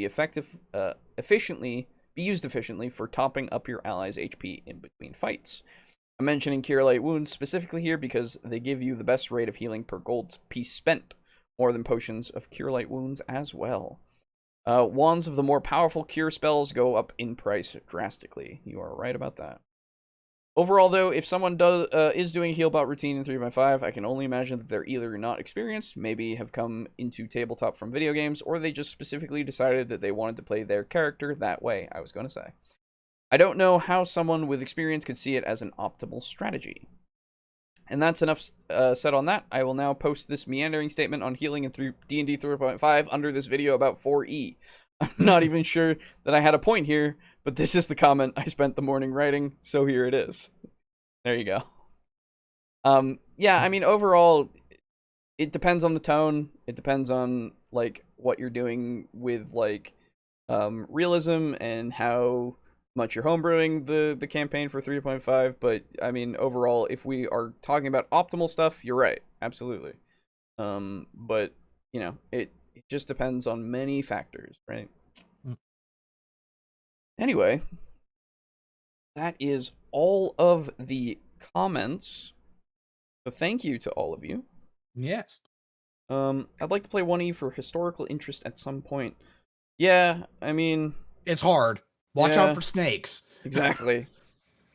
Fucking, I got gored by a boar with my dwarf one time. It was the worst. Yeah, you died. Yeah, immediately. Yep.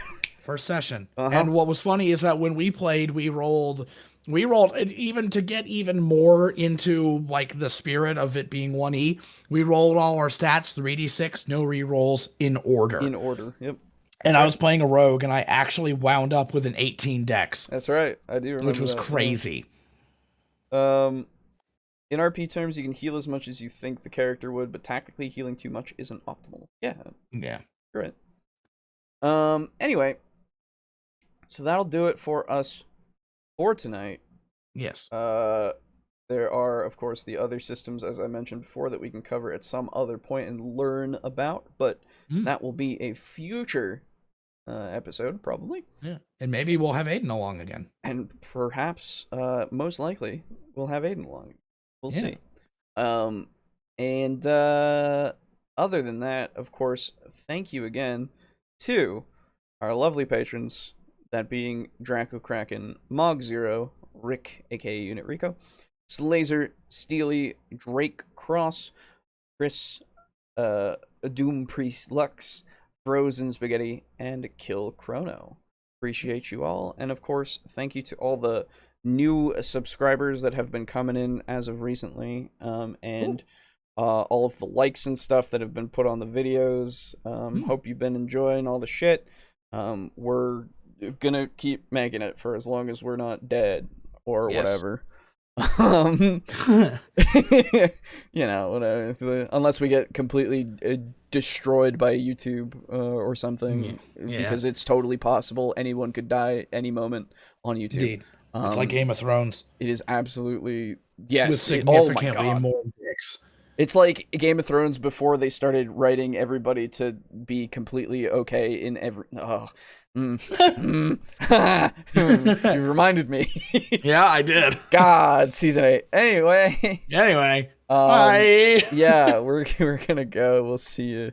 Yep. See you next week. Okay. I just want everyone to know that Mouse Guard exists. I don't know what that means, but thank you. Sounds cool. Is that an RPG where you play as a mouse? Oh, that one. Yeah, I think so. Actually, I think we looked into that. Yeah. A little bit. Yeah. Anyway. Add that to the list. Yeah, I should. So yeah, we'll see you next week, and we'll see you on Thursday for a live recording of Devils and Dice. If it still most happens. likely. Hopefully. We're hoping. Yeah, we'll see how it goes. Yeah. But if not, we'll see you next week. Yeah. Goodbye. Bye. Goodbye. Now let me rest my voice. Here. Yeah, mine is starting to die now too. You can hear it. Go away.